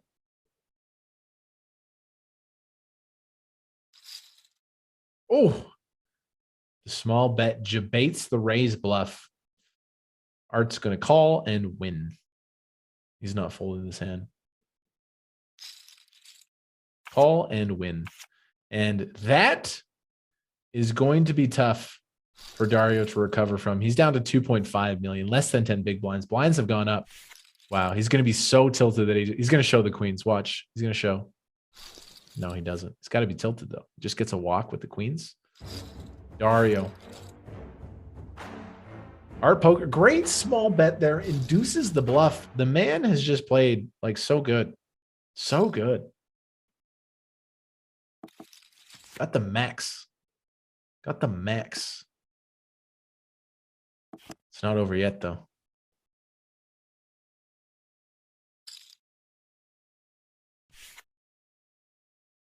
It's not done, you guys. Feels like we're almost there, though. 10 bigs.